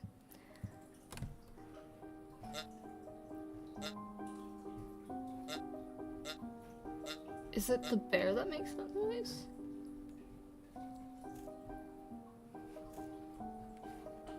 Let's see, what can I look at? I want to look at her window. Scary window mirror. Lily keeps the curtains open during the day. As the twilight comes, she sets them tight so she wouldn't... Oh, that's horrifying.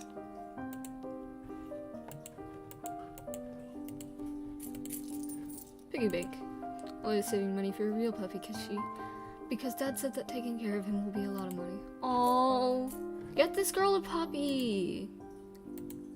She deserves it. Olivia has countless toys. Old teddy bear is the main attraction here. Olivia doesn't sleep without it. She digs her nose into its fur when she sleeps. Oh, the things I can interact with make noise. Okay, I see.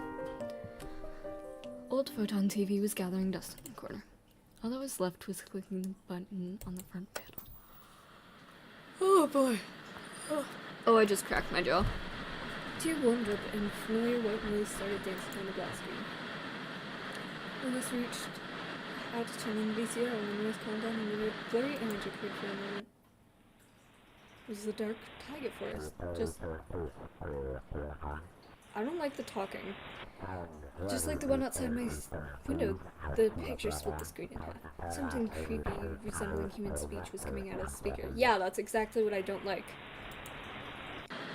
Just a few minutes later, the scenery was again overshadowed by noise. Did I catch some rogue signal? Local TV stations only really showed Soviet cartoons, and even then, that was pretty rare. Only recently, I used to always watch Robotech before school. It was so awesome. Maybe I should tinker with the antenna. What if I catch this channel again? On the other hand, Ollie had asked me to find the tape. It wouldn't be nice to disappoint her, but in my sleepy state, I didn't have the strength to do all of it.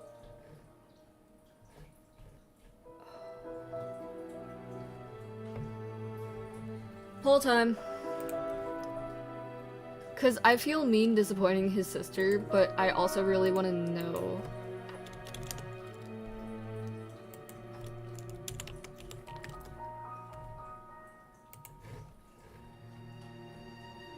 Okay.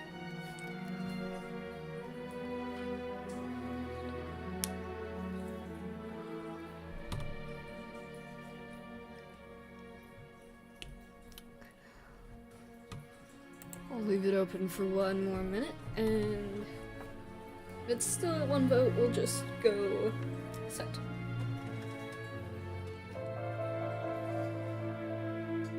Love my one loyal viewer. Thanks, wifey.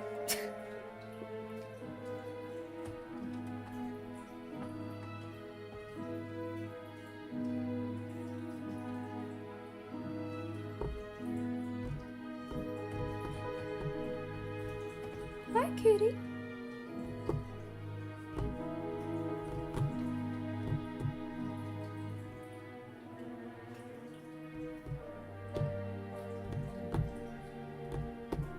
Alright. A minute has passed. Looks like we are messing with the TV. Picture finally cleared up. But the moment I rejoiced at finding the weird signal again, the TV started coughing, a voice barely coming through the cacophony. He was often seen at the moment when small snowy hills were lined up on the screen. Is this a graveyard? Is this a graveyard? This is a graveyard. Small snowy hills were lined up on the screen, pierced with rickety crosses, and a male voice was narrating in a slow, mournful mournful voice. It was pitch black at night at the cemetery. I was right. It's a cemetery. In that fateful dark time, little Senya met her fate at the face. Oh, okay. The locals call him none other than the Forest Master. I froze. I did my best not to move, as if by doing that I could scare away the narrator. I listened closely to his every word. The beast dealt with the helpless girl in a masterful manner. Camera panned across the snow. Oh, I should have saved before this. I'm an idiot. Camera panned across the snow with something black spilled over it, looking for ragged pieces of cloth that were thrown all over the place. I wanted to think about whether Senya's remains were wrapped in there, so I shut my eyes without thinking. Voice continued. Wolves are rare guests in these parts. Here's what Tamara, the old woman that lives nearby, in a nearby crypt, has to say. Close-up shot of the face of an old homeless woman, weary from life and alcohol abuse, rattled on the screen. Yes, yes, such a fearsome beastie it is. Worse than the rising dead. One splattered saliva all over the rectangular mic. Oh, I didn't like that. I didn't like that. Please tell me that I didn't imagine that. And the stink, it's like the rest of her comparison was swallowed up by the sound of a horn. I'll never feel anything like that. It was just standing there, yes, right where you stand, boyo. It pierced me with its eyes right in the middle of the day. So huge, that one with glassy eyes. Obscenities were covered by another beep. Oh god. You know they say if this demon lays its eyes on you, it'll snatch you out into his bag, and you're done. But he won't touch me. Likes me, it seems. They even call me the devil's wench. And that's definitely true. The carnivorous monster will not touch those who fell to the level of the forest beast, going for the innocent, child's blood instead. Forest Master's presence is felt more and more on the outskirts of the country. Torn between believing what is said and shrugging it away, I decided to record the remaining part of the documentary for some reason. Quickly grabbed the tape on top of the TV. Oh god, no, it's gonna be the Little Mermaid and his sister is going to be so sad. It's not called the Forest Masters for nothing. All the animals obey it. Be they hairy or feathery, they're all precursors of it. Its appearance. If you hear howls in the distance, then it most likely knows where you live. Great! Why'd it go silent? If you find animal prints all over your doorstep, birds watching you from the trees, you better hide. It's already coming for you. If you wake up at night and see a pair of eyes in your window, then soon.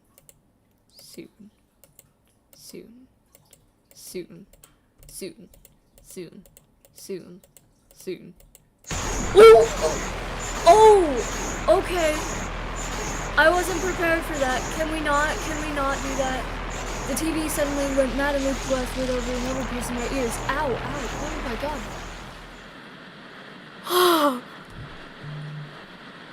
I'm sorry, that freaked me out.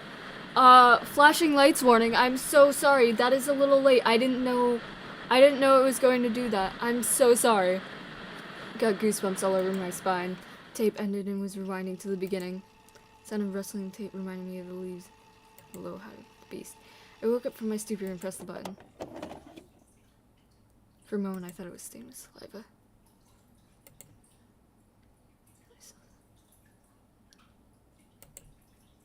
Oh no! That's what you get for hurrying. You like seeing me suffer. It was bad enough that I ruined Olivia's cartoon, but also put this creepy stuff all over it. Can't let her see this, we'll drown in tears. Glanced out the door. Could hear the clatter of glass and squeaky floorboards. Olivia appeared in the doorway. You haven't started without me, have you? My sister brought the tray with unevenly cut bread and a whole can of condensed milk. No. I was looking for the tape. Do you really want to watch Peter Pan? I do. Turn it on already. Mom will come watch her Brazilian drama soon. Come on, think, fake detective. You know, I didn't like Peter Pan. Maybe we should watch Little Mermaid instead. I've already seen it so many times. And you promised me. She's so stubborn. I know, let's watch a couple of Teenage Mutant Ninja Turtles episodes first. Deal? Olivia frowned, but ultimately gave up.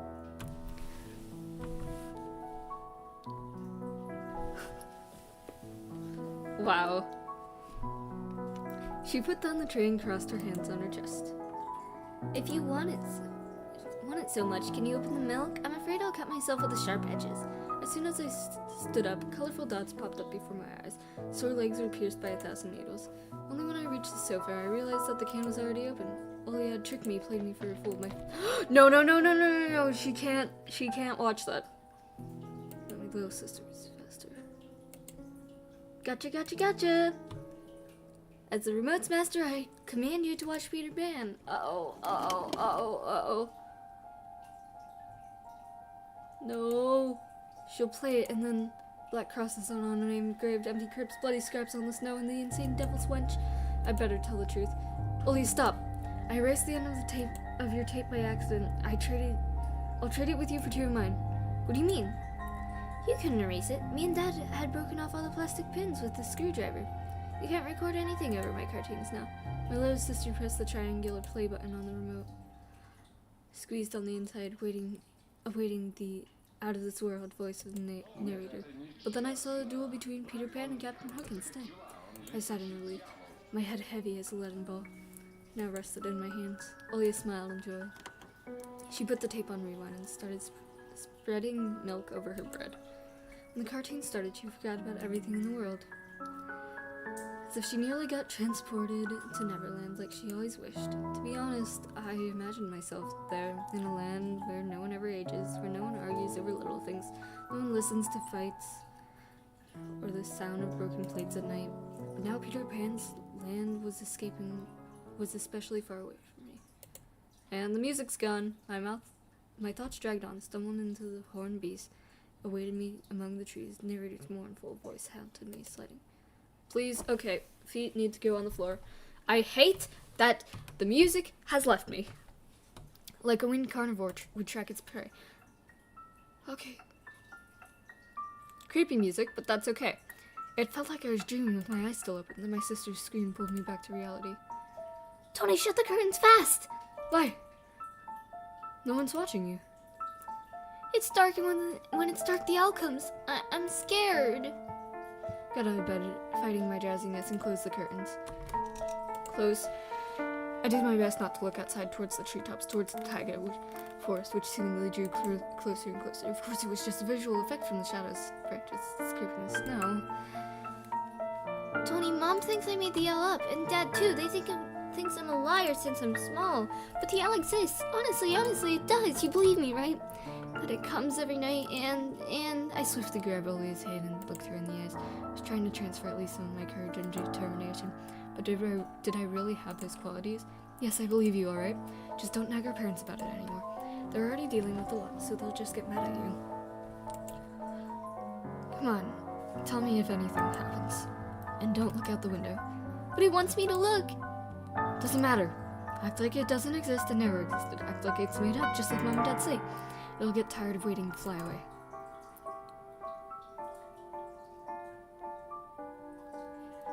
It was madness, but after everything that happened recently, I was more and more inclined to believe Olia's owl existed. Uh-oh.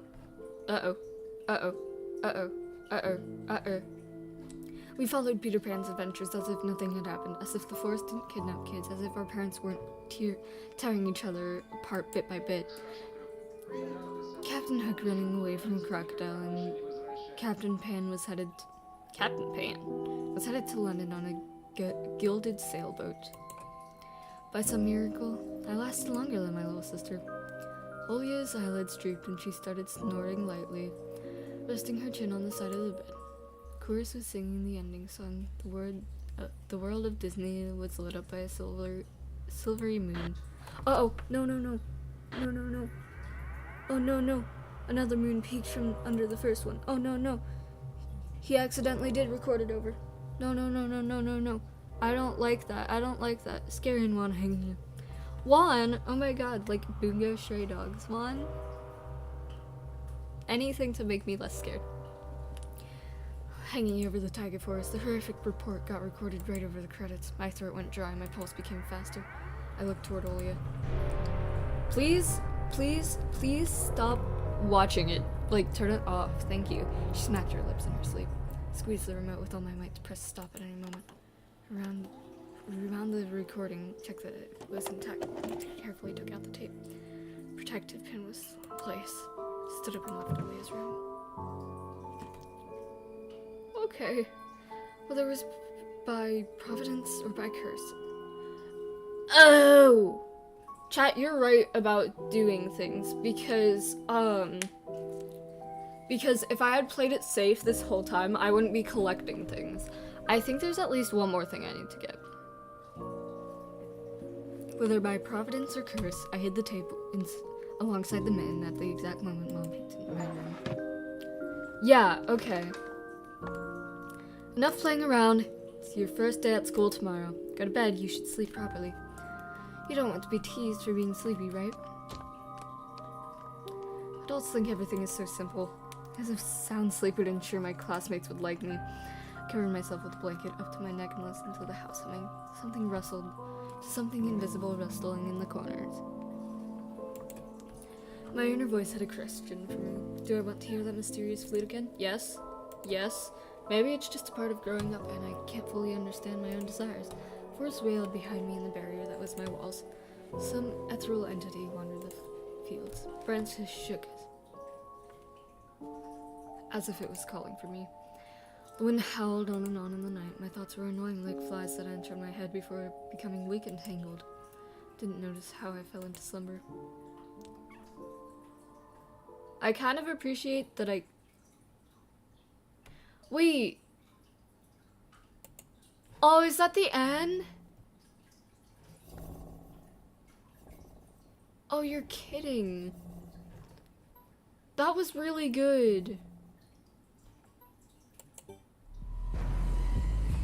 Is the rest of it out? Hold on, let me look at Steam. I know this was the prologue and it was free, so I just want to add the full game to my wish list. Tiny Bunny. Yeah. Is this the full game?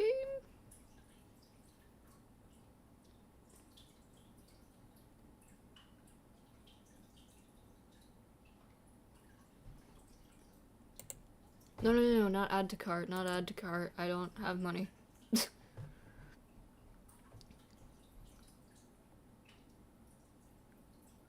Oh my god. There's a special offer that ends in literally 23 hours. Ooh, Chinese edition. Apparently, I'm so disappointed. Since it's just a prologue. Oh my god, this is so good. I really wanna... Hey, we could play it in Italian. Full audio in Russian. Oh my god. Okay, so...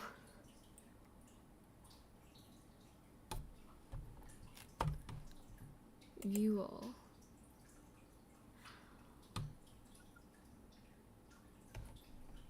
Okay. Hold on, I need to follow this. Oh my god, episode 5 came out back in May. Oh my god. Wait, that's 4. Apologies. Episode 4 came out in May. And... wow.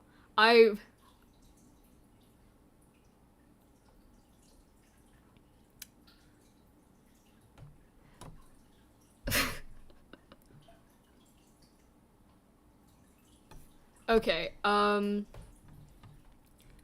going to add that to my wish list, and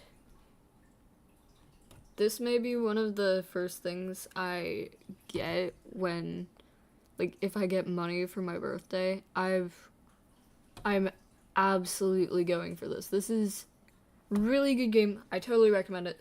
Play the prologue, please, and if you can, buy the rest of the game. What a wonderful game, honestly. I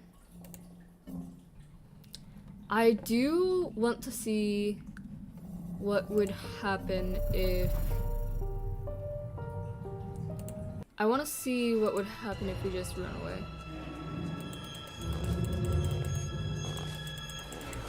Okay. It's mostly the same. Basically, it's just the same, except,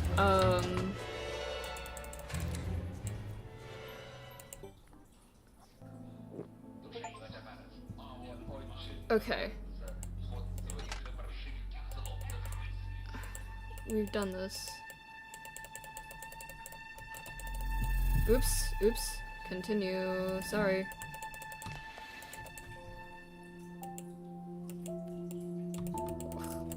I have to skip through all of this because it's a different option that I chose.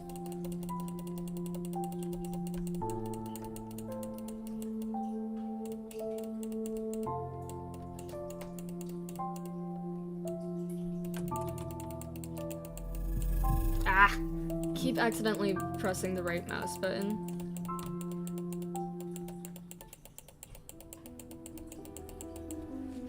Okay.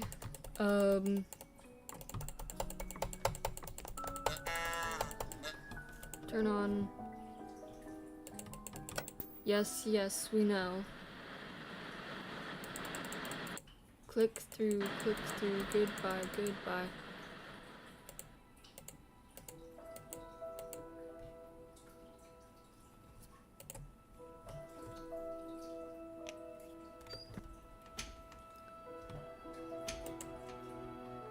Found the tape I needed thanks to its shabby spine.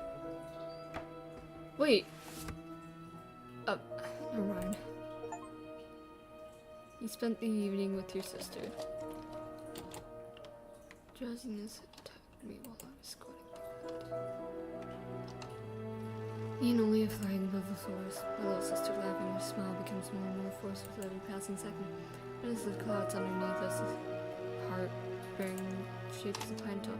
Swampy darkness slurped among the trees. The wings are no longer able to hold us in Olia. You haven't started without me, have you? Okay, this is the same. No, come sit. Oh, this is different. They're going through rough times. Rough times are lame. Upon the screen, when he was hiding Peter Pan's shadow in the dresser, Olia was entertained by the cartoonish dog Nana. Maybe Mom and Dad will buy us a dog too. Yeah, right. I'll have my own dog in Neverland, and a cat, and a parrot. Olia smeared a slice of bread with a thick layer of condensed milk and handed it to me. Have you lost all your baby teeth? Obviously. Olia frowned deep in thought. Peter Pan has baby teeth. What if they won't let you go to his land with adult teeth? I'll think of something. We'll ask Dad to alter your age in the passport. And why would Dad forge documents? Olia took a bite from the sandwich and started talking with her mouth full. I've heard Mom talking. She did that before. You'll grow ears as big as Dumbo's. Olia got worried and touched her ear. I smiled to myself. My little sister was silent now. She just devoured bread brushing the adventures of Peter Pan, Tinkerbell, and James Hook. James Hook? Wait, James Hook? Is James Captain Hook's first name? As if she got sucked into the fairy tale Neverland. To be honest, I also imagined myself there in a land where no one ever ages, where no one argues over the little things. No one listens to fights and the sound of broken plates at night. It felt like I was dreaming with my eyes still open. Then my sister pulled me back. Okay, we've done this.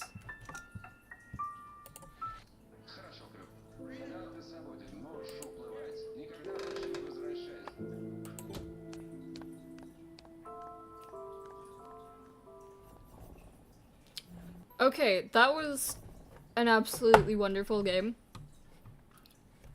Hopefully I will be back with the rest of it, because I genuinely loved that so much. While I currently have 18 cents to my name, on Steam at least, I will definitely,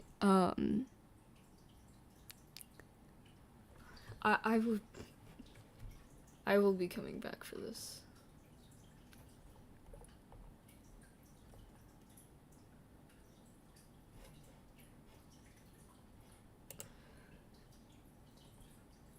I do have free time.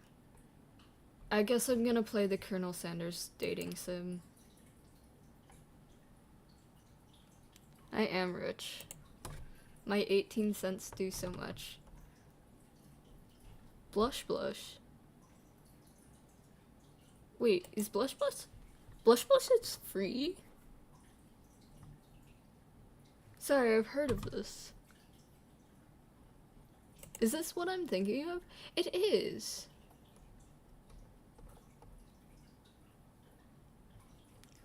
Yes, the Colonel Sanders dating sim.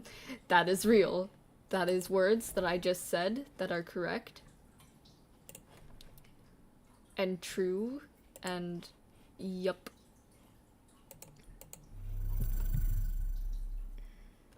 Yes, Colonel Sanders dating sim. I'm gonna download it real quick and then pull it up. I don't know if I want to start a different stream for this. I probably should start a different stream for this. What do we think? Should I start a different stream for Colonel Sanders dating sim? Because I'm feeling kind of lazy. Hey, wait, where'd Steam go? I closed Steam by accident.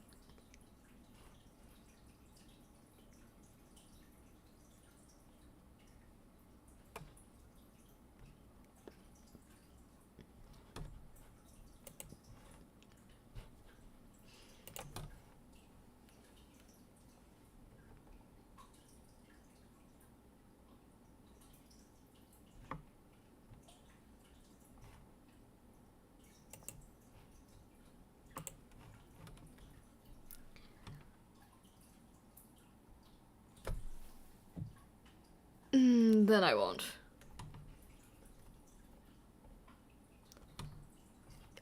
It is possible to change the title.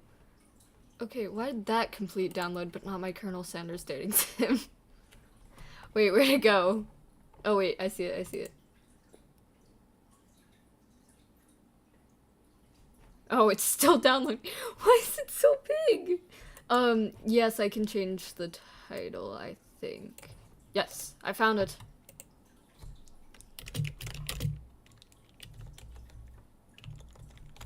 I don't remember how to spell Colonel.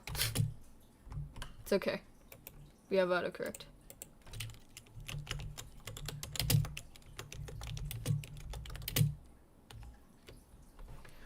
Alright. This...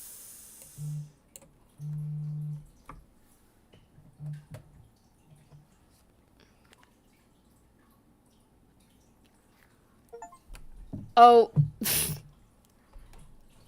My download of the Colonel Sanders dating game is complete. That is such a weird sentence.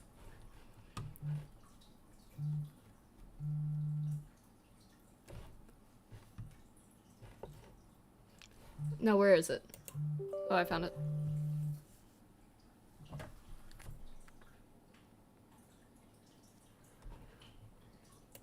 Yes.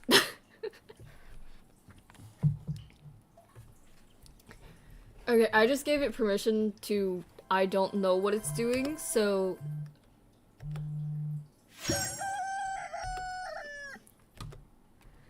Hold on, let me... It needs to capture full screen application. Why is its music so obnoxious?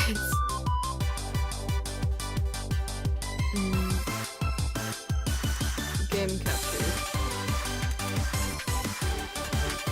I need to edit. I need to edit the game capture. Oh, that's mad colored. Oh, okay, that's one. I mean, I'll just capture my screen, I guess. Where's my screen capture? Oh, display capture.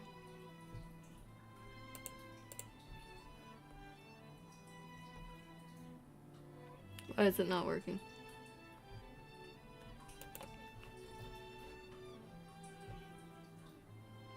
Hold on. We're having technical difficulties.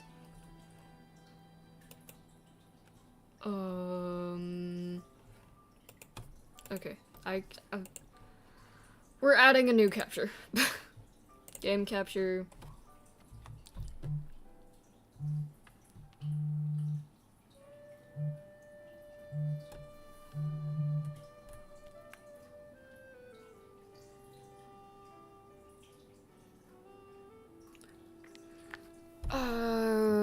What are we calling it? KFC dating sim. What am I doing? What am I doing with my life? You know? Why? Okay. Capture any full screen application. Okay. Okay. Can you guys see? I don't know if this... I'm gonna wait for it to show up on my screen.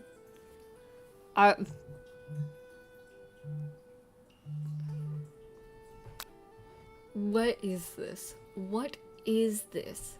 I love you, Colonel Sanders. Is it working? Oh. Okay, well, it's a little bit too big. Okay. Let's just... I gotcha. I got this. I'm good at this. I have one rule for my streams now. Don't simp for Colonel Sanders.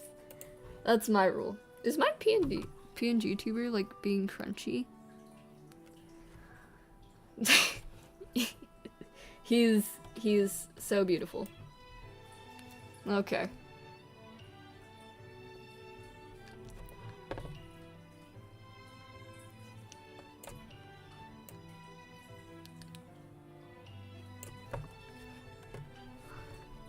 Yes, my one rule is don't simp for Colonel Sanders. That's one stream rule. Okay, let's settings. Oh boy. Oh boy. I mean, the art style is very nice. I do like it. He's so smooth. New game. Oh boy. Welcome, chef. Before we get started, tell us your name. I'm gonna be hungry. Well, I already am hungry. What am I doing with my life? What's that? You sleep softly as the morning sun casts a warm glow through the window of your modest student apartment. The world is peaceful and serene. You could stay in the moment forever. What is this evil noise? Oh dear God! You could wake up now. Your first, or you could wake up now. Your first day of culinary school with no tennis. You slept through your school year and gave up. Oh, okay. Let's try that again. I already failed. Wait, so is the goal of the game to... I have to guess it's to date Colonel Sanders. Yes, okay. Smack that clock and up at him. Lying in bed, you stare at the ceiling thinking about everything that awaits you at the prestigious University of Cooking School Academy for Learning. Your mind begins to wander. Who will be there? What will you cook? What should you wear? Time begins to fly by and you imagine. It's here, finally, your first day of culinary school. So many dishes to prepare, so many students to meet. Your mind is swimming with possibilities when you realize you're running late. You grab a biscuit and burst out the door in a hurry. I'm sure your persona alarm is better. Oh! I love those things so much. I want one so bad. They're mashed potatoes with the biscuits. Oh my god, I'm hungry. Yikes, you're in such a hurry. In fact, you forgot to put on any deodorant before running out the door. You're sweating buckets as you rush to arrive on time. Uh-oh. What does this do? Oh! Okay. Standing in the quad, you gaze upon the magnificent University of Cooking School Academy for Learning. Here comes your lifelong best friend forever, Miriam. Oh, she's cute! I love her. She's the most adorably awkward person you've ever met, and you absolutely love her for it. Good morning, Max. Did I have caps lock on? Is this supposed to be... I don't know. Okay. Did she blink? She does blink! Oh my god, I love that. Good morning, Max. Are you excited for the first day of the rest of our lives? Actually, because I sure am excited, a little nervous. Okay, a lot nervous. What the... It's just that this morning I made breakfast for myself, but well, when I ate it, I couldn't taste any love in the food. What if I'm no good? What if I fail? Classic Miriam, raised by Master Chef parents. She's always held herself to a very high standard. Ever since we were little babies playing together and you rescued me from that quicksand box, it's been clear to me that you're the most loving, caring person I know. Wait, rescued me from that quicksand box? What's a quicksand box? You're the most loving, caring person I know. You're going to do great. But with the University of... Why does she look so scared? But with University of Cooking School Academy for Learning... Famous 3-day only semesters. 3-day only semesters? Okay. I'm afraid of being left behind and never catching up. Sweet girl Miriam has always had a flair for the dramatic. This summer she got so nervous about her first kiss that she just chipped a tooth practicing on a mannequin. Oh, honey. Should you pep talk her? Let's pep talk her. I love her. Remember last month when we saw that fortune teller and had our tarot cards read? Lady with the mask who gave me nightmares? I've been trying to forget. I know she looked spooky, but she was so sweet, and she told you that you were destined for great things. Remember that card with the fancy-looking tower and that other card featuring the handsome fellow in a red suit? I've been waiting for so long to meet a handsome fellow I could call my own. I'm sure you will soon. In no time we'll be graduating, and you'll be delighting the world with your art pelt cooking in no time at all. As you talk Miriam up, you can feel her nerves begin to ease.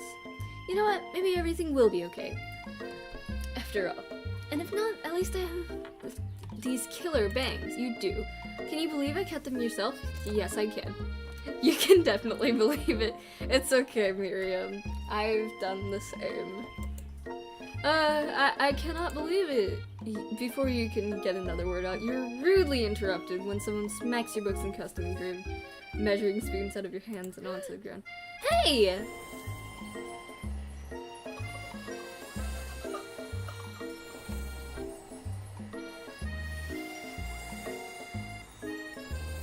This is my rival. This is my rival.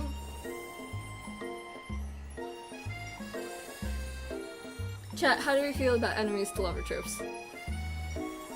It's Ashley, your arch rival. She's totally evil, but you can't help but be filled with jealousy. She can get anything she wants and she knows it. Yes, including me. Hello, Ashley. Oh, I didn't see you there, chicken shins. You leave Max's shins alone. They are perfectly normal shins.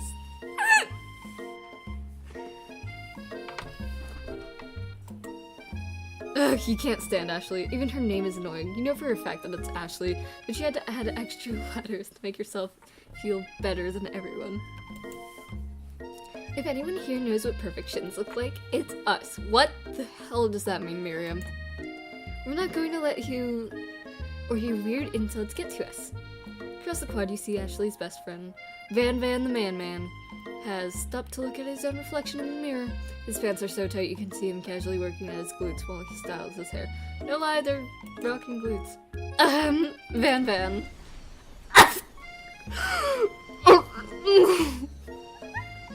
No! Wait, is he wearing an apron on a bare chest? You rang.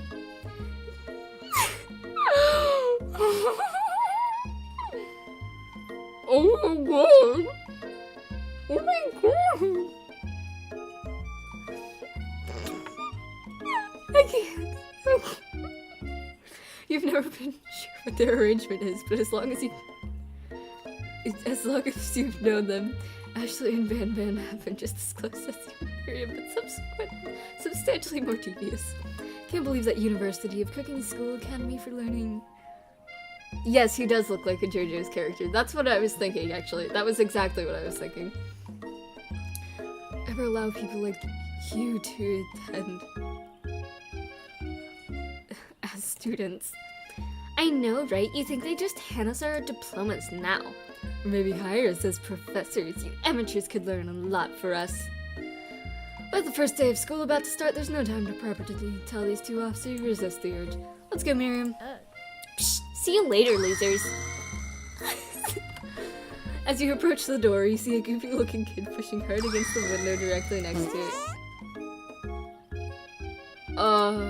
Oopsie. I think it's broken. Reach forward and easily pull the door open. That should do the trick. I love you. I think you mean thank you. My name is Pop. I was named after my Pop. He's old. Could someone like this also be a student at the school? He must be a heck of a chef. Also, his name tag clearly says Bob, but I guess he's reading it upside down. Hi, Pop. I'm Max, so... Are you going to make me hold this door all day? Nope. And with that, the young man walks into the building ahead of you. Is it just me or is he kind of cute? No, he is not. I think it's just you. You both shrug your shoulders before following him into the building. Stand at the edge of the room. Why does this feel like Doki Doki except KFC? You stand at the edge of the room, unsure where to sit. Other students wander in and keep themselves busy chit-chatting. Oh, he's so cute! A scruffy-looking pooch takes his place at the podium and at the front of the class. Adorable. Now, quiet down, everyone. Oh my god! Oh! This is my favorite character. Who is this unreasonably cute pup and why is he in our culinary class? You must be Sprinkles, head instructor and CEO of Uxall. Yes, please call me Professor Dog. I may be cute and little and fluffy, but I still demand respect. Woof! You're so cute! Hello, Sprinkles. Hello, Sprinkles. What? A cute dog is our professor? This is the best school ever. I guess only a dog's nose is capable of picking up all the new nuances in dining. Out of nowhere, the wind begins to rush in you. Around you as a swirl of cherry blossoms petals fill the air inside the classroom. I'm chilly. Someone close the window. And then he walks in. You're immediately swept up by the aura of this new student. He's a student? I thought he was a professor. I assumed he was a professor. Okay, I mean, I guess it is a dating sim, so it wouldn't make sense for him to be a professor. You're immediately swept up by the aura of this new student and his remarkable goatee. Who knew anyone could be so handsome? Time stands still. It's him, if it isn't my favorite student, Harlan Colonel Sanders interrupts Sprinkles. Sorry, Professor Dog, before he can finish his sentence. Please call me Colonel. Colonel Sanders. A hushed murmur rolls through the classroom as Colonel Sanders walks down the aisle of desks. Suddenly the room is sweltering. I can't. Sweat begins to beat across your breath. I'm gonna cry. This is so bad. You feel like everyone is looking at you, and you're not entirely wrong. And this over here must be Sweaty Sweats a Lot. Maybe we should open that window back up before faucet pits melt into a puddle and evaporates entirely. Hold on a second. Nobody talks about my friend like that. I love Miriam. You two both know my name. We were in the same kindergarten class. And what is with all your really weird insults? Besides, when Max sweats, it's not gross. It's beautiful. Look at that shimmer.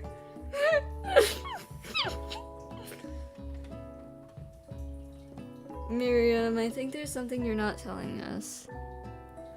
Trying hard not to simp for Colonel Sanders. I might have to ban you if you continue to simp for Mr. Sanders. Hey, come here. You turn to find Colonel Sanders standing right in front of you. Colonel Sanders, beautiful angel that he is, stands before... You know what? I'll allow a simping for Colonel Sanders. Just this one stream. You can't bring him up on any other streams. This is the only time you get to simp for Colonel Sanders, okay? Hi, kitty. He stands before you, smiling gently, his hand outstretched. Oh, he is pretty. He's a pretty man. Boy, howdy, this classroom gets hotter than in Kentucky Fried. Please use my handkerchief.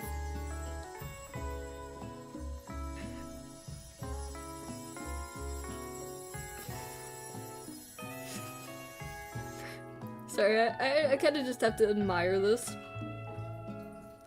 You freeze up. Colonel Sanders is talking to you. Wait, Colonel Sanders is talking to you? About how sweaty you look? You're completely mortified. This can't be your first interaction. What if he never forgets this moment?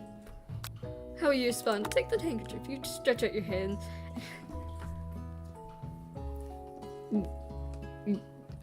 Please don't elope with Colonel Sanders. I wouldn't be mad if I do get to date Colonel Sanders in this game. What a pretty man. You stretch out your hand and Colonel Sanders places the fine silk handkerchief in it. So beautiful. You hesitate to press it to your face, but when you do, the feeling is transcendent. It has a natural scent on it. Why does it have a scent on it? It smells of the most delicious chicken you've ever smelled. Professor Dog steps in to settle the class down and get some ground rules. Welcome to our University of Cooking School Academy for learning the greatest culinary academy in the world. If I have to read that out one more time, I might die. The birthplace...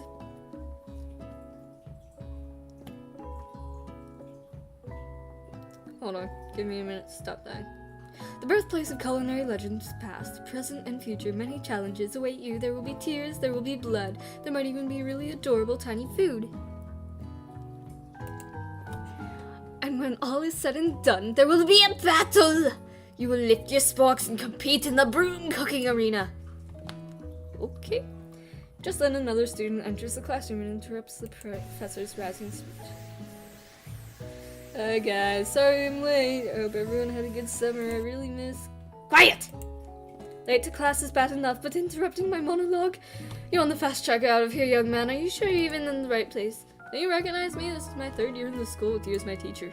Everyone stares at him blankly. Does no one remember me? You're expelled if you utter one more word before I finish! I love Sprinkles. Let that be the lesson to you students that tardiness is unacceptable! Even Clank made it here on time, rolling halfway across town on his tiny wheels. You see the student Sprinkles is referencing who appears to be some sort of industrial kitchen appliance. Great. Class bursts into laughter. Oh, Clank, you rascal. Oh, he's so cute! I love Sprinkles. Sprinkles walks in the classroom as everyone stands silent in silent obedience. When he gets to you, he lifts his nose in the air and takes a deep sniff. Your diet is lacking. Based on what I'm picking up here, you definitely need a multivitamin. You should be taking better care of yourself. You've never had a talking dog as a teacher before, but Sprinkles' reputation for being smart and tough is well known. Hi, kitty. You decide to try and butter... Well, it is KFC themed, so you reach beneath your apron and return with the chicken snack in your hand. Sprinkles' eyes go wide as he locks into it. His favorite! Well, I think there might be some competition for our new star student. The furry professor immediately devours the snack, leaving your hand slick with a coating of warm joggy jewel. You see the other students eyeing you jealously, but pay no mind to them. If they wanted to succeed in life, they should have learned the importance of carrying your... Oh my goodness. They should have learned the importance of carrying a range of dog treat flavors on them at all times. Settle down, young chefs, take your seats and prepare to have your minds open to the amazing possibilities of culinary creation. As everyone rushes to claim their favorite seats, you are left standing at the front of the room. Only 2 options remain. Hey Max, there's still a seat here. Seems no one has claimed the seat next to me if you're interested. Do I sit by Miriam or sit by Sanders?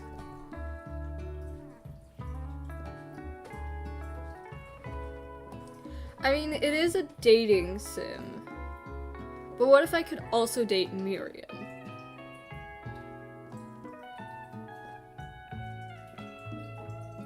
Who do I go for?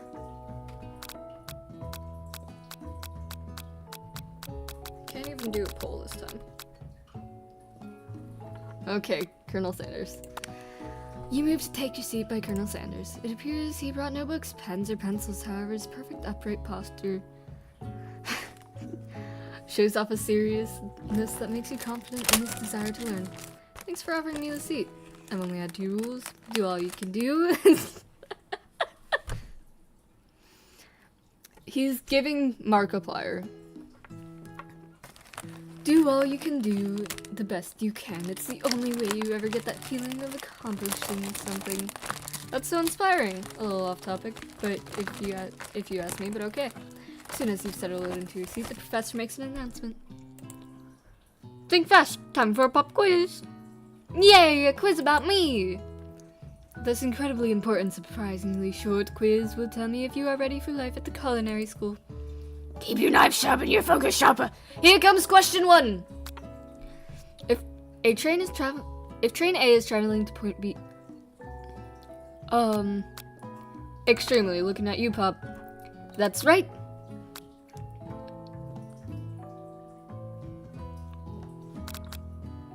Yeah.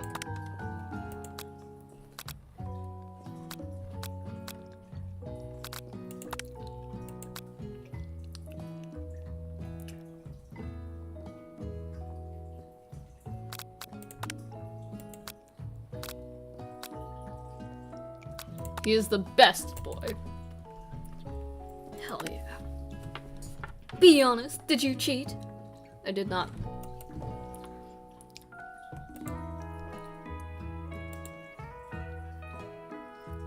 Oh, Colonel Sanders is hitting on me. Hot diggity, Max, you just scored some major Colonel Sanders points with that performance. May I have your attention, students? I have an important announcement to make. Time for lunch!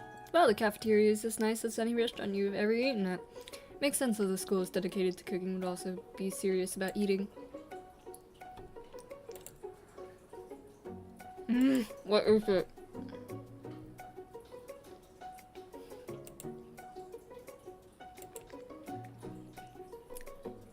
Oh my god. I don't like this guy. You see, it was, howdy folks, I'd like to make an announcement. Hey, it's about lunch. Everyone cheers. But shh. Lunch, lunch, lunch. She said shh. In honor of the new semester. In honor of the new semester, I have prepared something special to share with everyone for lunch. That must be the smell I smelled. Indeed, that smell. You hold your breath waiting to see what food this mysterious student has created. You heard that he's very talented, but are the rumors true? Is this? Oh, it's making me hungry. Piled high are huge pieces of chicken, breaded and fried to a crispy golden finish. The aroma envelops you and you begin to feel warm and feel safe.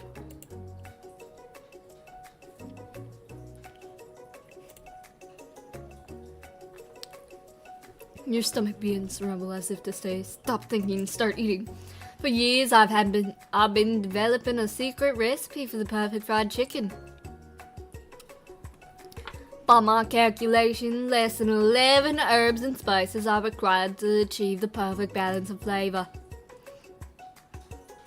You look around and notice that every other student has pen and paper and scribbling notes as fast as they can. But that's all I can say about that. What, you think we want your stupid recipe, dude?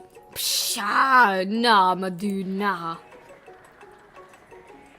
This is definitely a JoJo's inspired character. I'm just drafting the last will and testament in case one of those ingredients is poison. Ha, got him. He looks around nervously to see if anyone else is laughing at his sick bird. You wait to see what Zinger Ashley has prepared for a follow-up, but she suddenly takes a different approach. Yeah, and I was just, writing my diary. Dear diary, today I smelled something beautiful. I knew at the moment. Dear diary. How do I do this popular girl voice again? I'm losing my popular girl voice. Why am I turning British? Dear diary, today I smelled something beautiful. I knew at that moment that only the hands of a true gentleman could fry chicken so tender. You see her body language change from bitter and evil to sweet and innocent as she slides closer to Colonel Sanders. She realizes that he is destined for greatness and fame with cooking skills like this. She wants them all for herself. Oh, please. Well, Van the Man, if you don't want any. I'll take his. Whoa, hold on, I mean, I guess I can try it. Why did his hair do that? He takes one bite, his eyes grow wide. He starts contorting his face as he tried to hold in his... Easy now, there's enough for everyone. Please follow me, please, my fellow classmates, dig in. You take one piece of fried chicken out of this bucket and sink your teeth into it. It's amazing. Oh dear God. Tasting Colonel Sanders' food transports you to another dimension.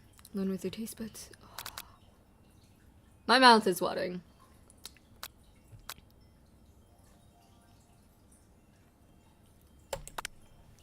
Flavors in your mouth are beautiful, pure, heavenly. What a guy! Along with the flavors, you feel something that can only be described as love. For man, for flavor, are they the same?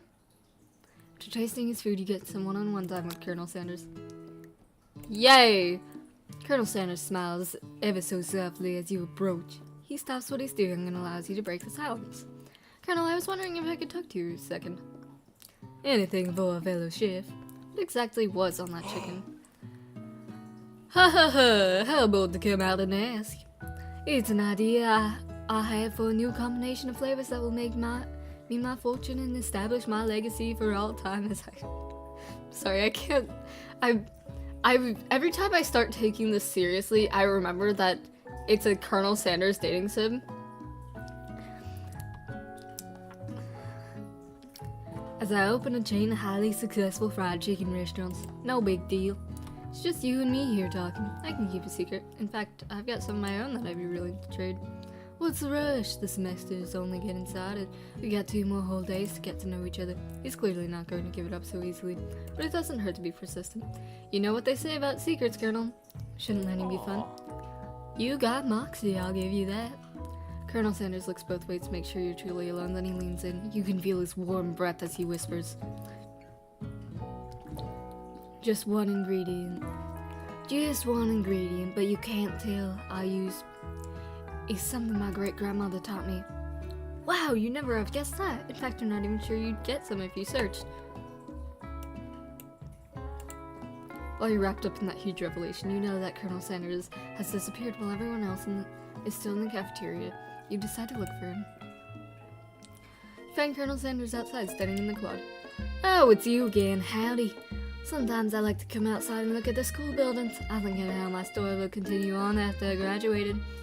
Sounds like you have big plans. I dare say the biggest I will leave my mark on this world. You can bet on that.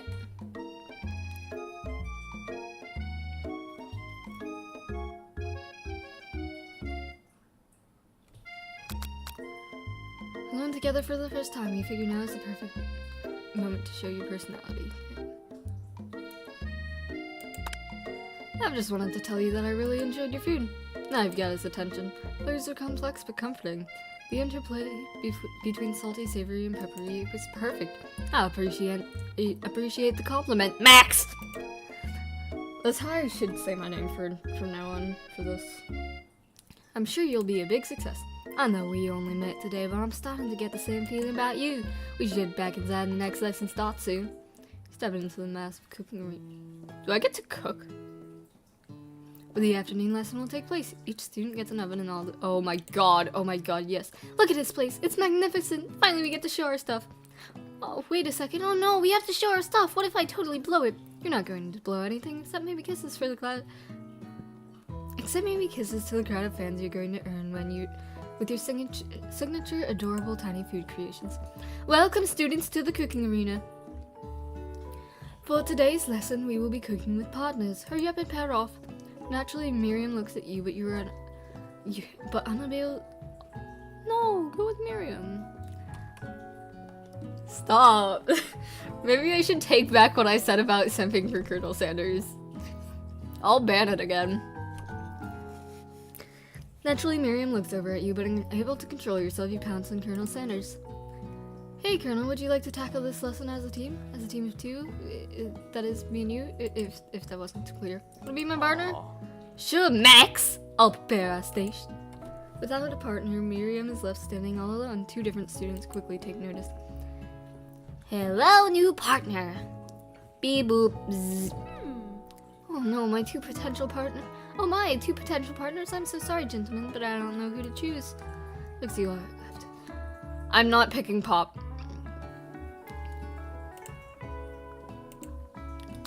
Clank. Sorry, Pop, but I think Miriam will be partnering with Clank today. It's okay, I already ate. It's not entirely clear if Pop has any idea what the point of school even is at this juncture. Clank is clearly excited to have some attention. He eats up and begins to roll back and forth. Oh. Hold on there, fella. We don't even know the assignment yet. Technically, Clank might not have a face, but there's something charming and earnest about him. Bzzz. Did you? I hardly know you. Haha. Clank judders and a panel shakes loose. You get the impression that it's a sign of affection. Looks like you two will be fine. I'm glad I didn't choose Pop. Now time to focus on your own cooking classwork. Alright, you two, for today's lesson we're going to keep it simple. Pick up a basic dish, I meant to say dish, and divide up the steps. No chef is an island. It takes 2 flints to make a fire. You get the idea. Which dish do you suggest to your partner, Colonel Sanders?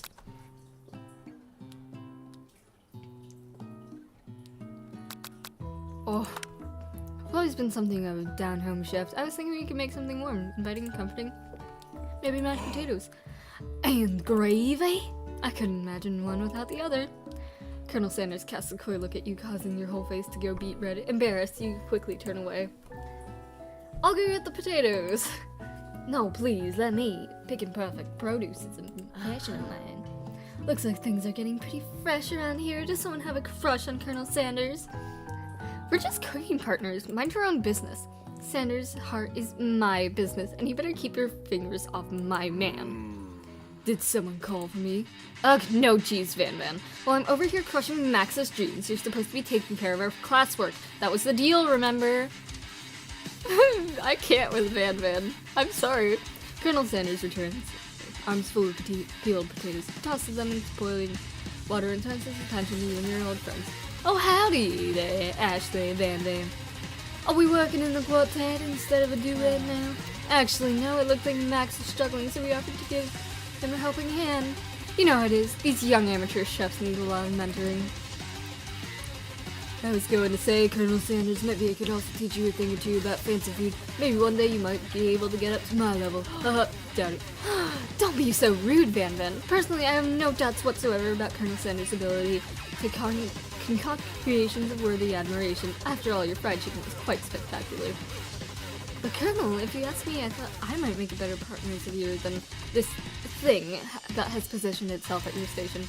Oh, thank you for using my pronouns. Don't you feel deep down that we cast complementary shadows? We fit together like a thigh and a drumstick, if that just makes sense. Nothing about this makes any sense, but one thing is clear, she's coming for Colonel if you don't watch out. Ashley is really going at you hard. You need to ask for some backup here before things get ugly.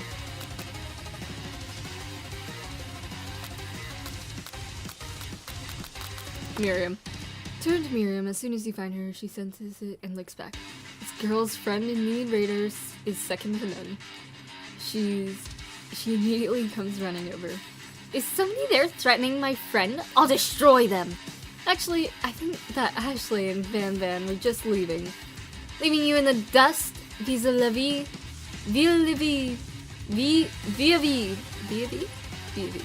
my skills as chef, perhaps, but stepping away from this competition, you are sorely mistaken.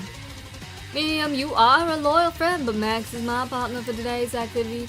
You look for Sprinkles in hopes that he might step in, but he's nowhere to be found. Darn those cute corgis and their short but sturdy stature.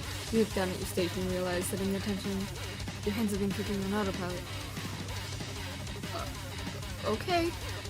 It's as if your natural passion guided you through the steps. You know so well while your attention was elsewhere. I know just what to do. Colonel Sanders extends his hand. He's holding a beautiful white porcelain gravy boat, out of which pours a smooth. Oh, I'm so hungry. Oh. Gravy flows down the mound of mashed potatoes. The results look spectacular. Granny would be very proud.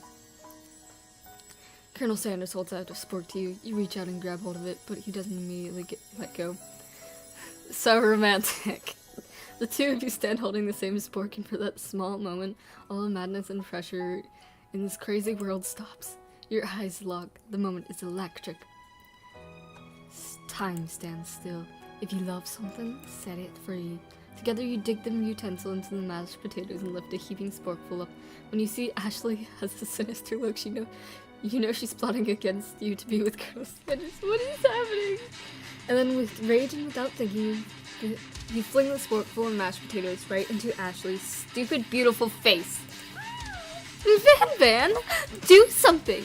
Scooping out a fingerful, Van tastes the dripping mashed potatoes and gravy and realizes that it's delicious. Horrified by this revelation, he slinks away. Will he ever be able to cook something with so much love and integrity?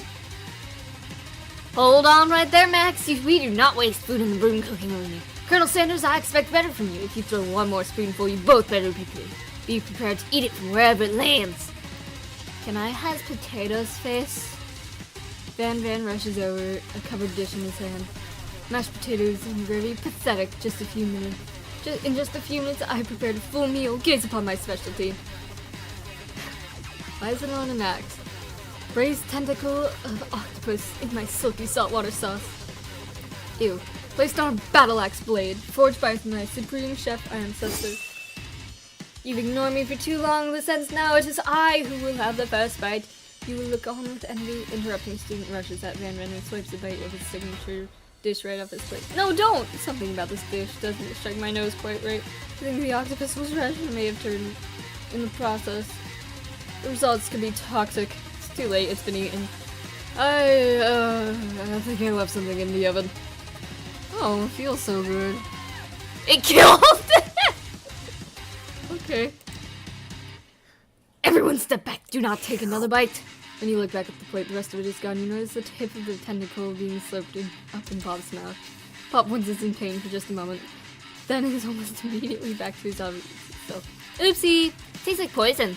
The entire class has gathered to watch Pop's final moment. Shock is frozen the whole crowd. They are as motionless as statues. The class bell rings, and snapping everyone back to reality, it would appear that Pop's enthusiasm for trying new things, despite obvious danger, has inoculated him against poison of all kinds. That is weird. I'm not so sure the professors here make enough money. Hello? I just turned into a ghost over here. Seeing that you're shaken up by the really annoying student and all his nonsense, Colonel Sanders approaches you. I'm so sorry you had to go through that. Please let me walk you home. What? Like for real? Oh, come on.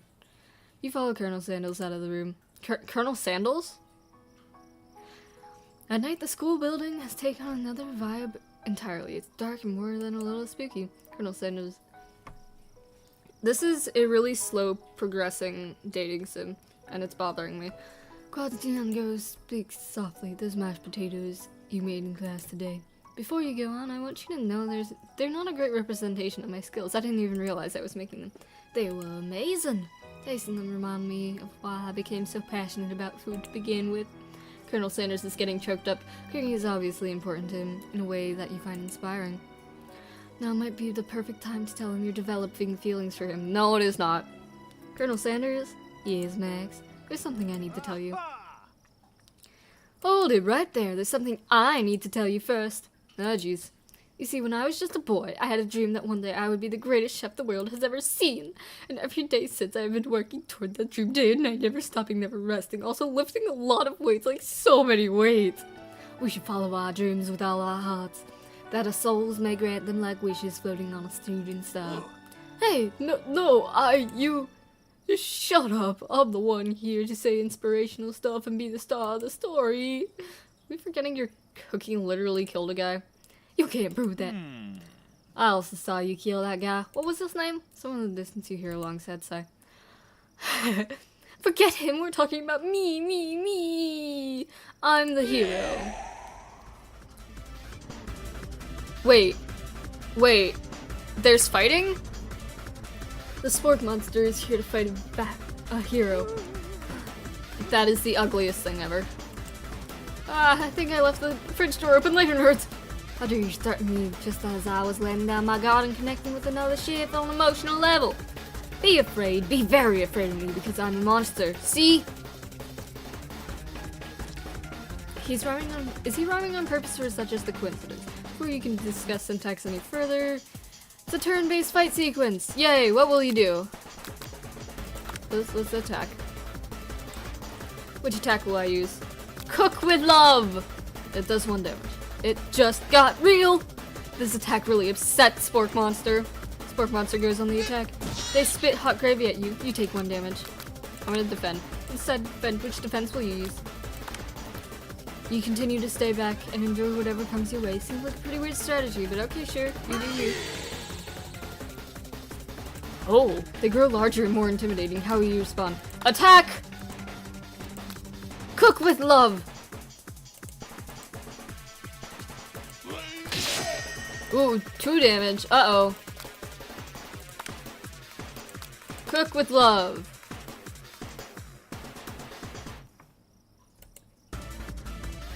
Oh yeah. Uh-oh. Vile villain! Your reign of terror stops here! What? Pop, pop, pow, pinch! What am I playing? Spork Monster is defeated. You saved me! An injured Spork Monster spews steam into the night. Finish him! No student will ever walk the quad in fear again! This monster messed with the wrong chef. Attack. You'll never survive my student debt loan destruction! Spork Monster is completely vaporized. Colonel Sanders looks on in awe. You continue to surprise me, mate. The defeated monster left behind a special item.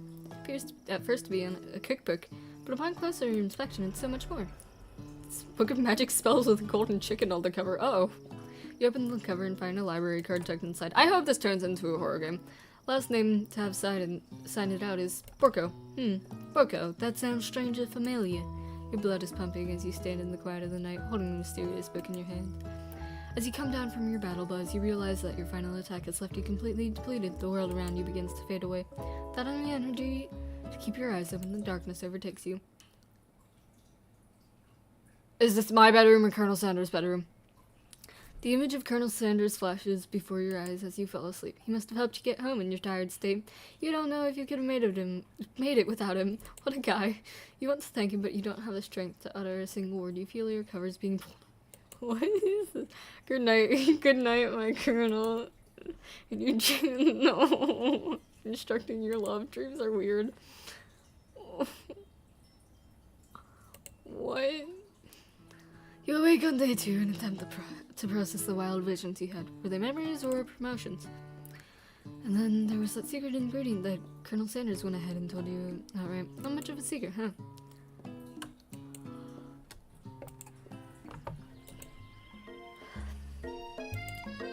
Okay, I know this might sound strange, but I think I might be, I think I might like Clang.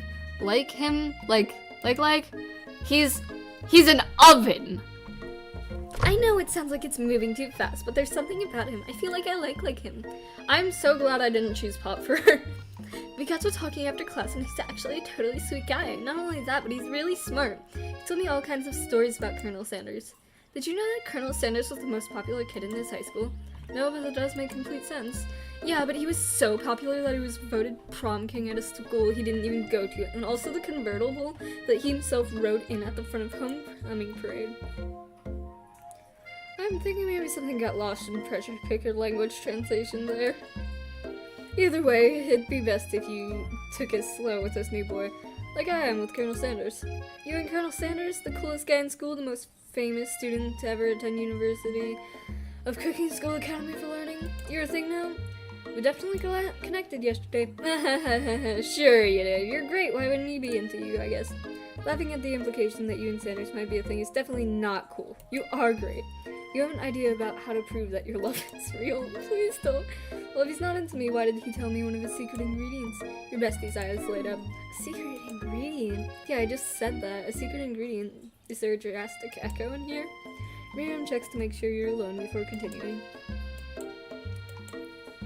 So this summer while I was on vacation with my family, a lovely man approached me in a botanical garden where I was wandering. This can't be good.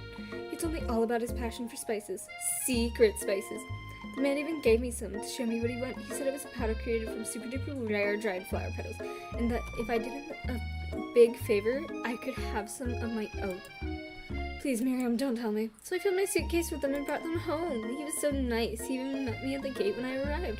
Later, when I cooked with them, a very strange feeling came over me. The flavor was like anything I'd ever tasted. I think you're being very liberal with the meaning of spices here. Whatever. Anyhow, we both share an interest in cooking, so we stayed in touch, you know? Like pen pals. I bet you would love to know more about new spices. Well, I'm definitely not supposed to share Colonel Sanders' secret recipe. And besides, I only know one ingredient, so I doubt it'd be much use to anyone. Cough, fibber, cough. Please, please, please. It would mean the world to me. No one has to know it came from you, Colonel Sanders. You quickly think of a fake ingredient name. I don't know. How about... I am Newt. I know it sounds like some kind of witch's potion, but what can you do? I am Newt. Wow.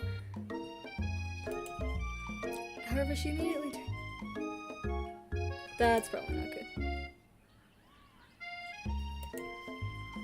Wind rushes in, cherry blossom petals fill the air. And he has a majestic horse. Of course he does. Stand back and admire his majestic glory. Colonel Sanders' horse is truly a thing of beauty. Without ever acknowledging that he's being watched, he does a short horse dance before dismounting with a flourish.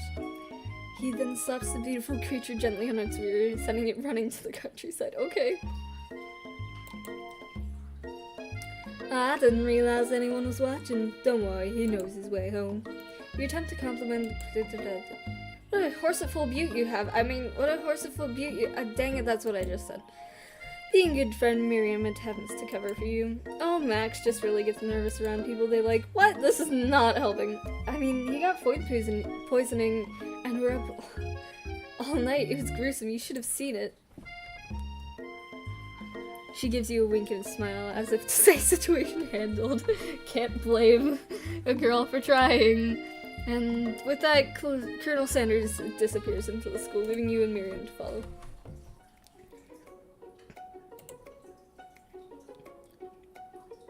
Uh-oh.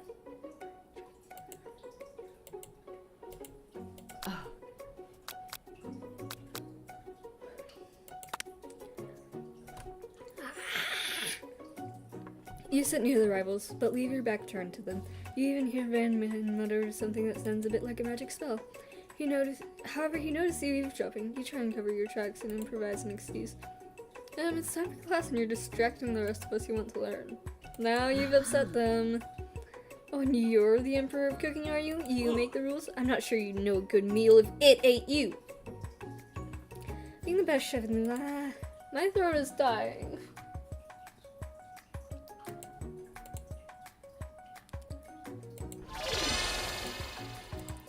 Yeah.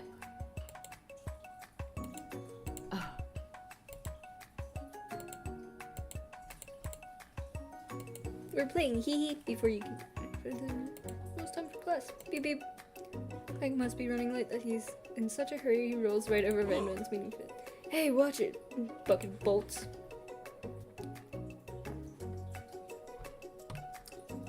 You watch how you talk to him. He didn't do anything. Bzz, womp. What do you think you're talking to? Never heard such a language, not even from a stand mixer. Womp womp. No, your mother was a stand mixer. Weird. Bzz. Van Van jumps to attack Clank, but Clank shocks Van Van, sending him into flying across the room. Protect me, Colonel Sanders. These crazed men are about to come to blows. I think it must be over for me. I'm not interested in either of them.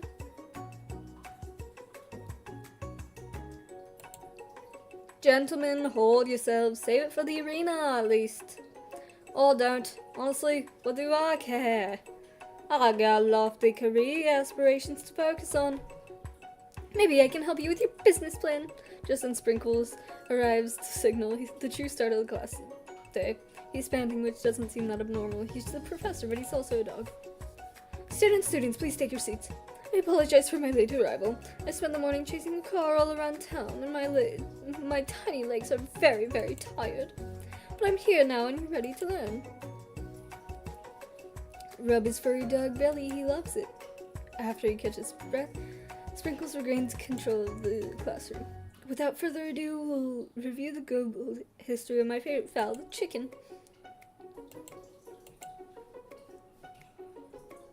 Wait. Sorry, what did I just read? Which is why in 1776, at the signing of the Declaration of Independence, it was a chicken who first signed their name. I don't remember that in Hamilton.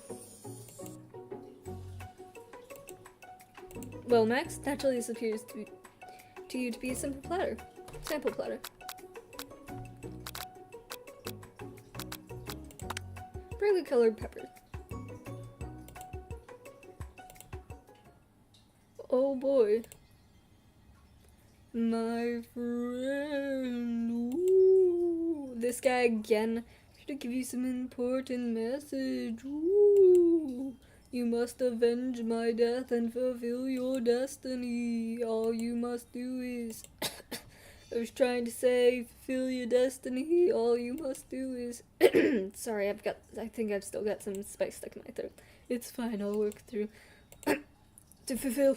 the prophecy. You must... Feel yourself begin to regain consciousness. Oh man. You come to and find everyone staring at you. That pepper was the last of its kind on Earth, and now it's gone forever. Uh-oh. Geez, I should pay better attention. We all make mistakes. I'm sure I'll forgive you. Someday. Come on, it's time for lunch. Oopsies. Before you can relax, cafeteria lights dim. Ugh. Lunch will be prepared via themed competition cook-off.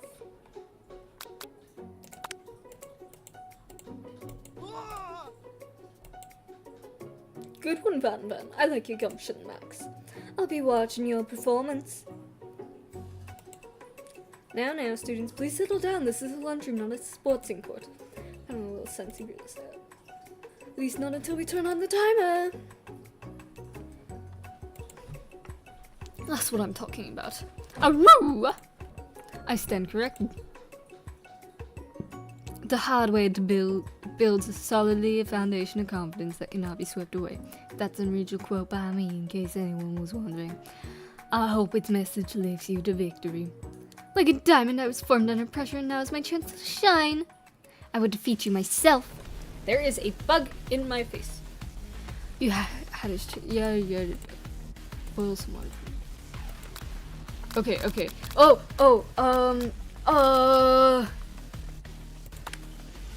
That is wrong? Who is it? Oh god,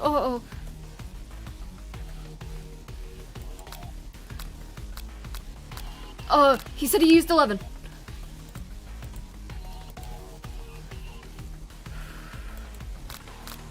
State of mind. Trust. No? Oh no.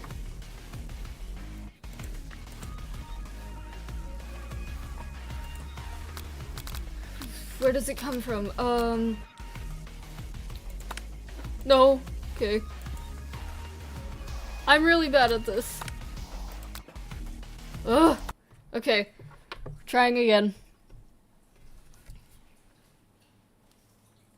I got one answer right out of that whole thing.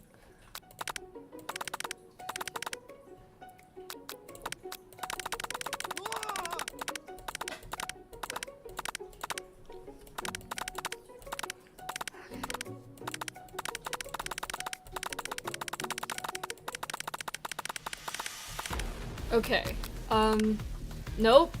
100 Celsius? It does not boil at 100 Celsius. Gratitude.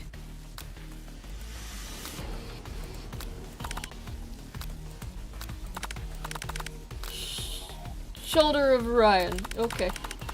Next question. Sound of success? Sizzling. Oh, okay. Is this the end? Yes. Great. Did I get one question farther in?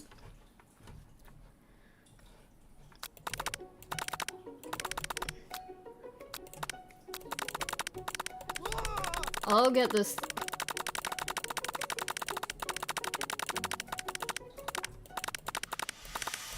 Okay. 100 Celsius.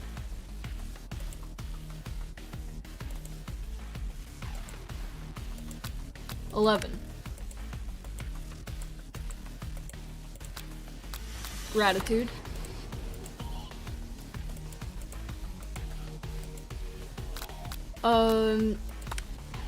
Okay. Woo! Silence. Okay. I believe in you, Max. Stop. Oh, how many, what? What? What? Oh, dear God. Oh. Oh.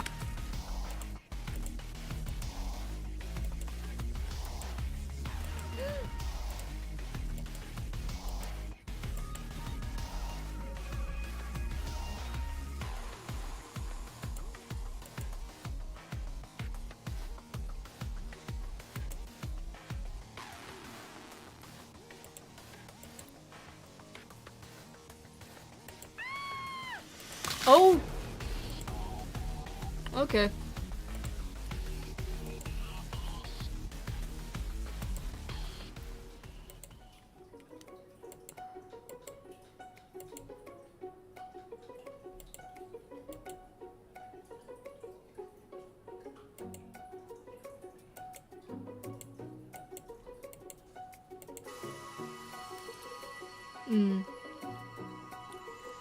Ooh.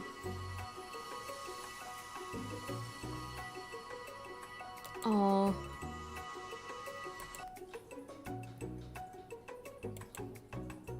Oh, I do like that though. That's cool.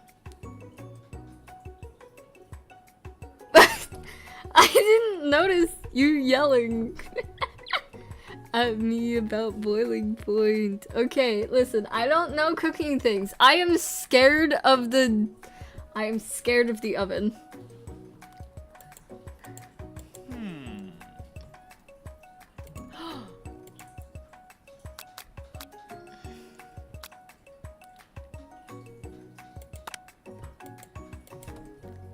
Oh.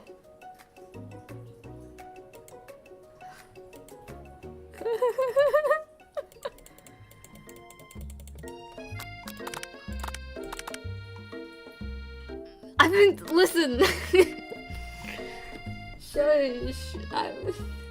Shush. I don't feel like reading this, actually. I just want to get to the dating sim questions part. It's the Spork Monster. Yes, we're fighting the Spork Monster again. This is a really weird... Oh. Oh, we fed it. Whoa, I'm in Colonel Sanders' house.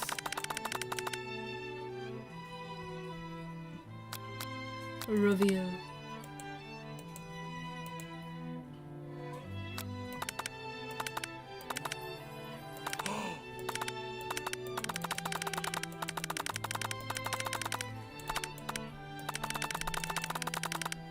Oh, oh.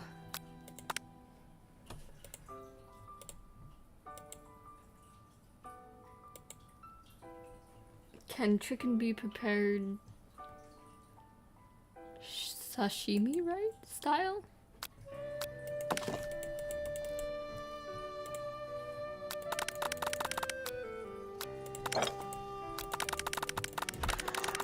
Ooh. I am not going to wherever that door has opened to yet. Summer is 69. Oh my god. Oh, take his hair. Let's clone him. What? It's... Okay.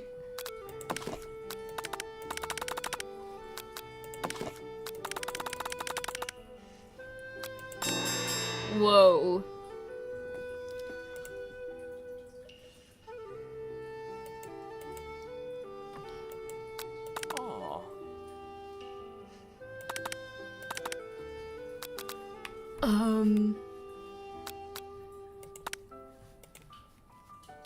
What?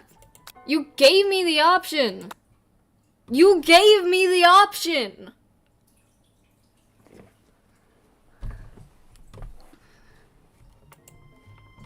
Oh, you're kidding me. I have to go this far back.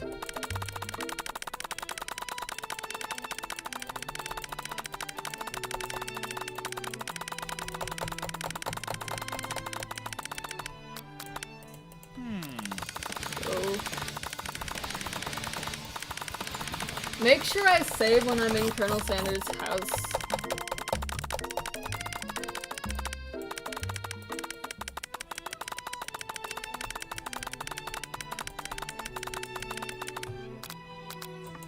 Reveal.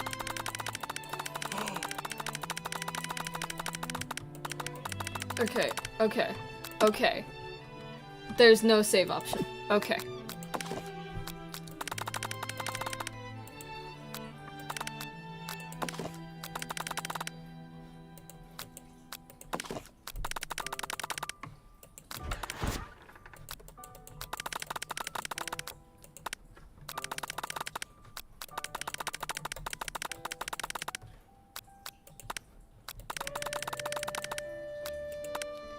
Okay, note to self, I can't use the option of telling him whatever.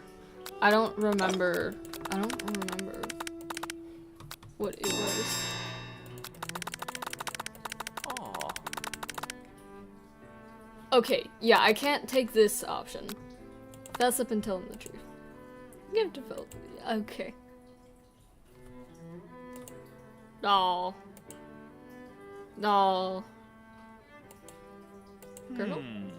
Yes, Max. Catherine! I've made mistakes. Dream sequence. Zzz. You wake to a beautiful morning, Colonel Sanders' hideaway. Did you make the right? Oh dear God.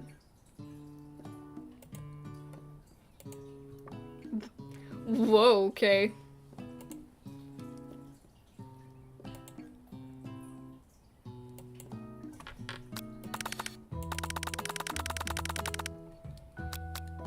Flatter him.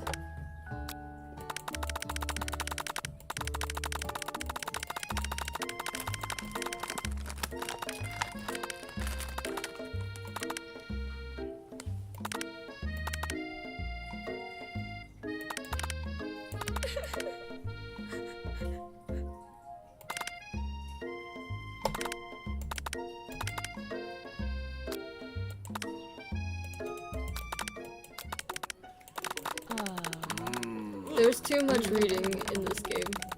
Not enough choices.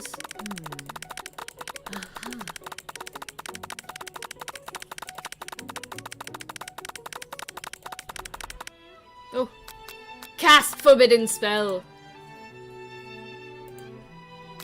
I have no idea. Cast forbidden spell. Cast forbidden spell. Cast forbidden spell.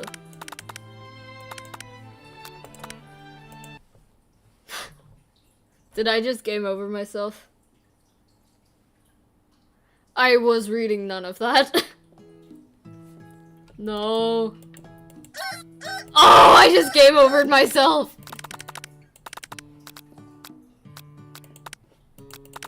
I just game over myself.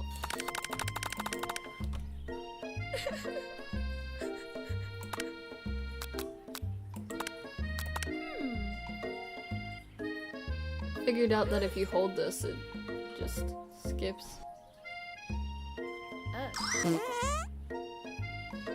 I can't believe I just freaking game overed myself.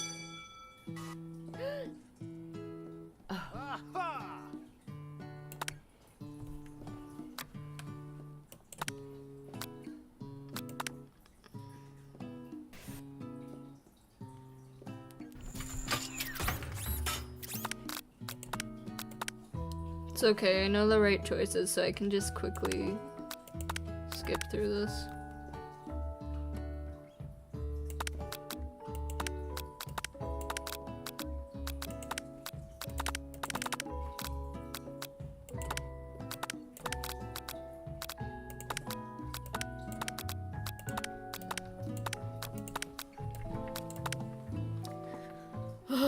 this is gonna take so long to get back.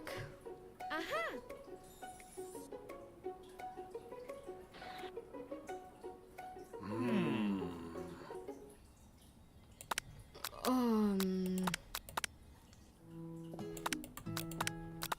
Just skip through everything. Aw.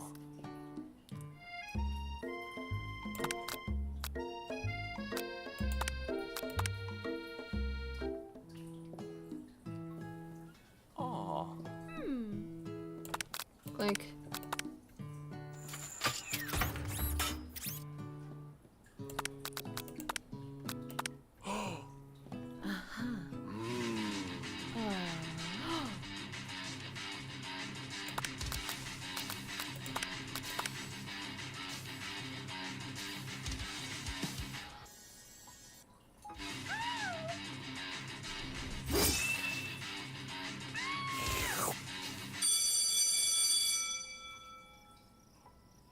oh, we have to fight the spork monster too.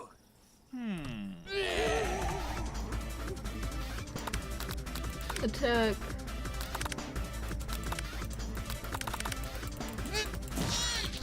Attack.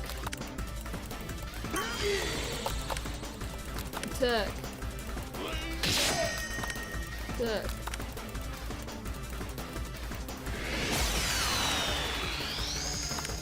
Forget mercy, finish him. Attack.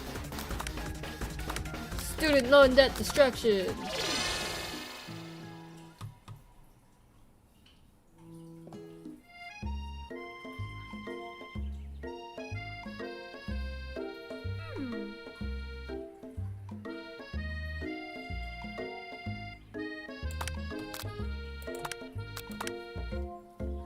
Hi, Taco.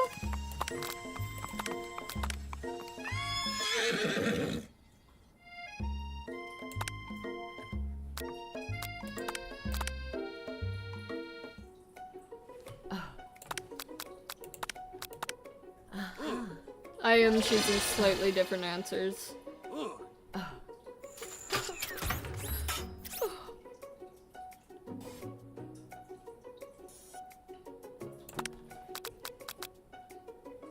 Glass of water.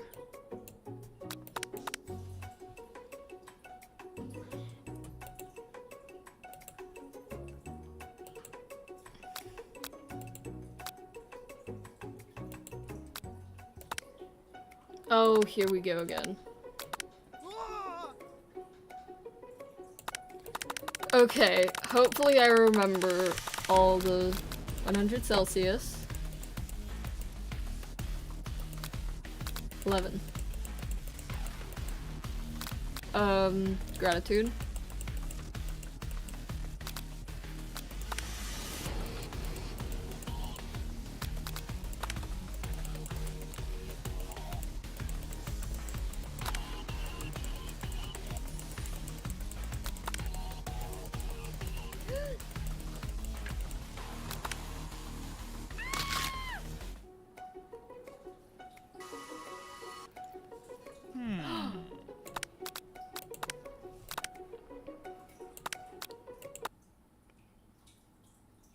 Where does it take me back to?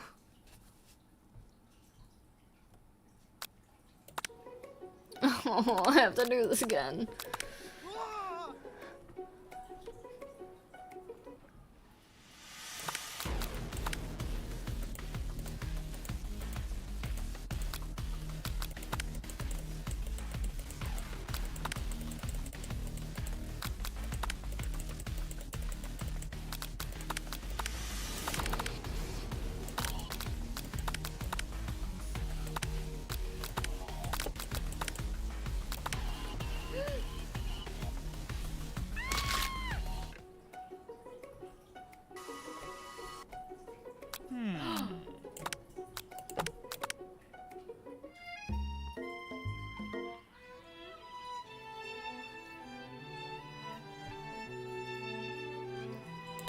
It's the spork monster.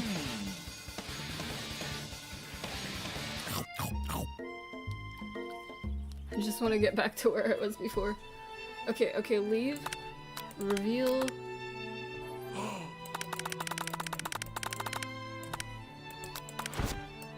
check in.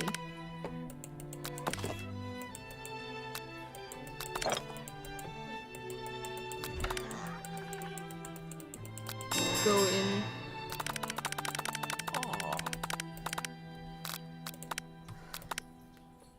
Hmm. Okay, so we don't cast the spell. Zata.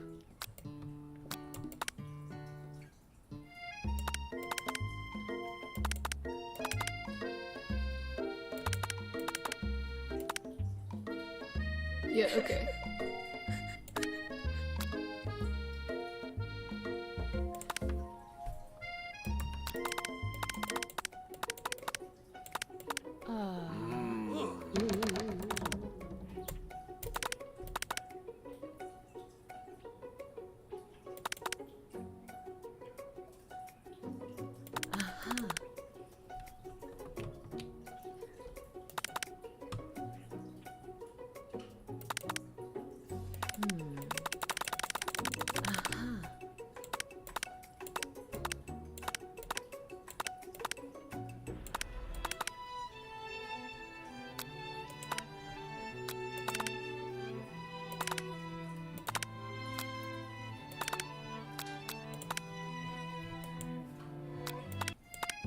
Okay, here we go. I want you all to know I feel something of a dog moment coming on, but I assure you it's nothing to be afraid of.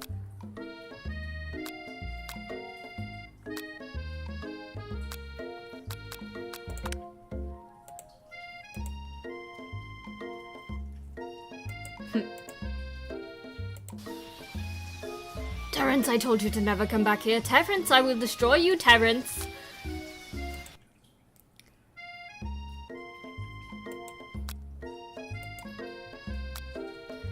Get me back to the choices. Oh no.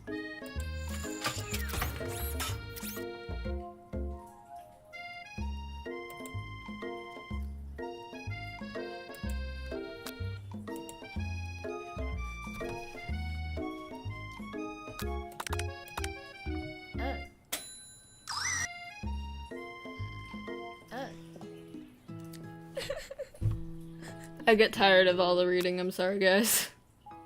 Hmm.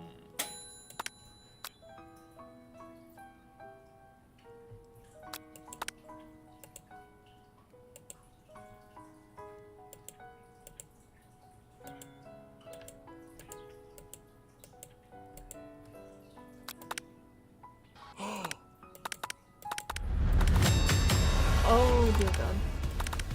Okay. Okay.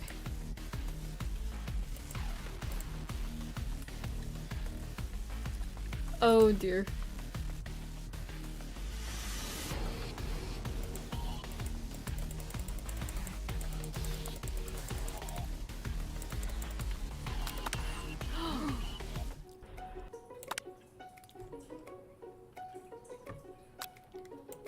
Do it the hard way.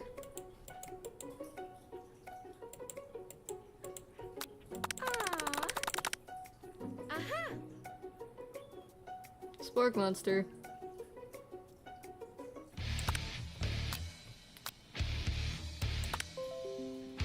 I have no idea what setback I suffered from. Oops.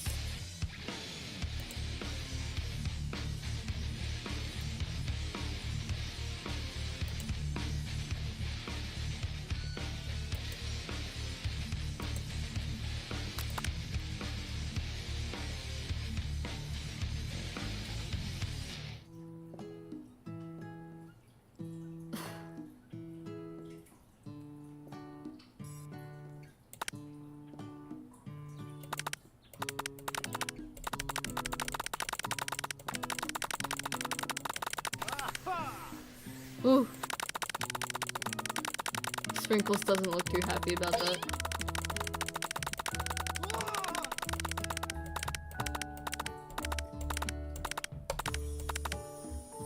Oh, that looks good.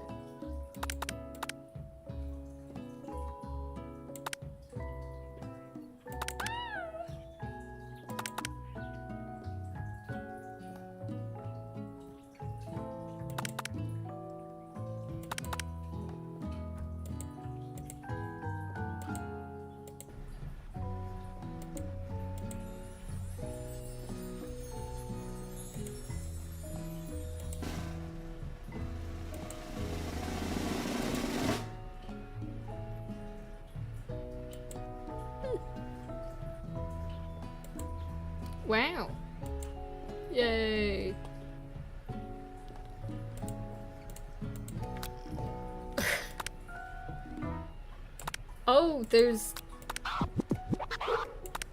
a ball. Oh wait, Ashley looks cute in her home outfit. Hold on, I want to see. Oh, Miriam looks like she's Pokemon. She has to be from Pokemon. Does Colonel Sanders have a home outfit, or is he all? Or is he always in his stuff? Okay, that's his home outfit. Oh! Stop, I'm hungry.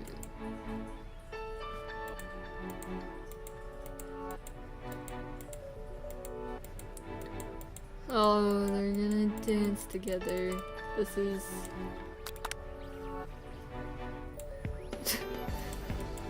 I saw the words I love you. That... what? Wait, was that a... Was that actually a KFC endorsed game?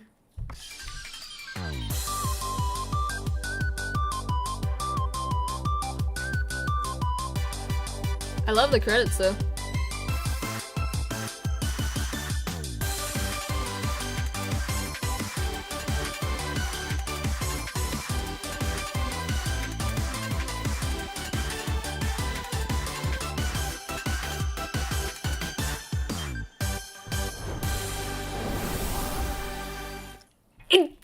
They commissioned the game.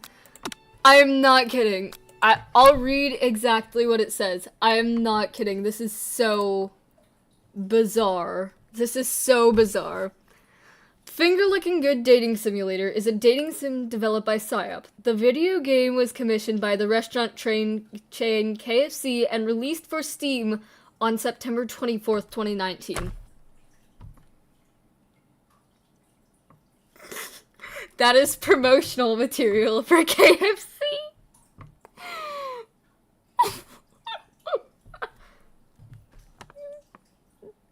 I can't. That is... Oh, that's really funny.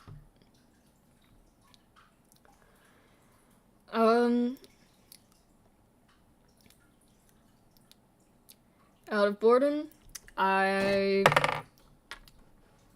it is genius advertising. I will say that. Out of boredom, we're just gonna pull up,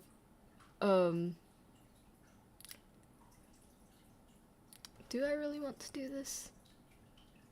Do I?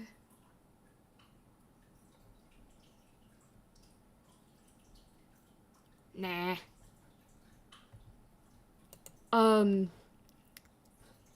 I guess that was today's stream. Thank you for watching. It also made me hungry for KFC, don't worry. I was extremely hungry.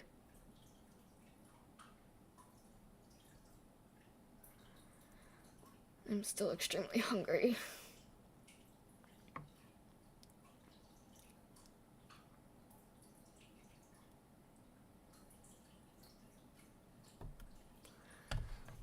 So, thank you everybody for watching, and I think this is where we're gonna end it.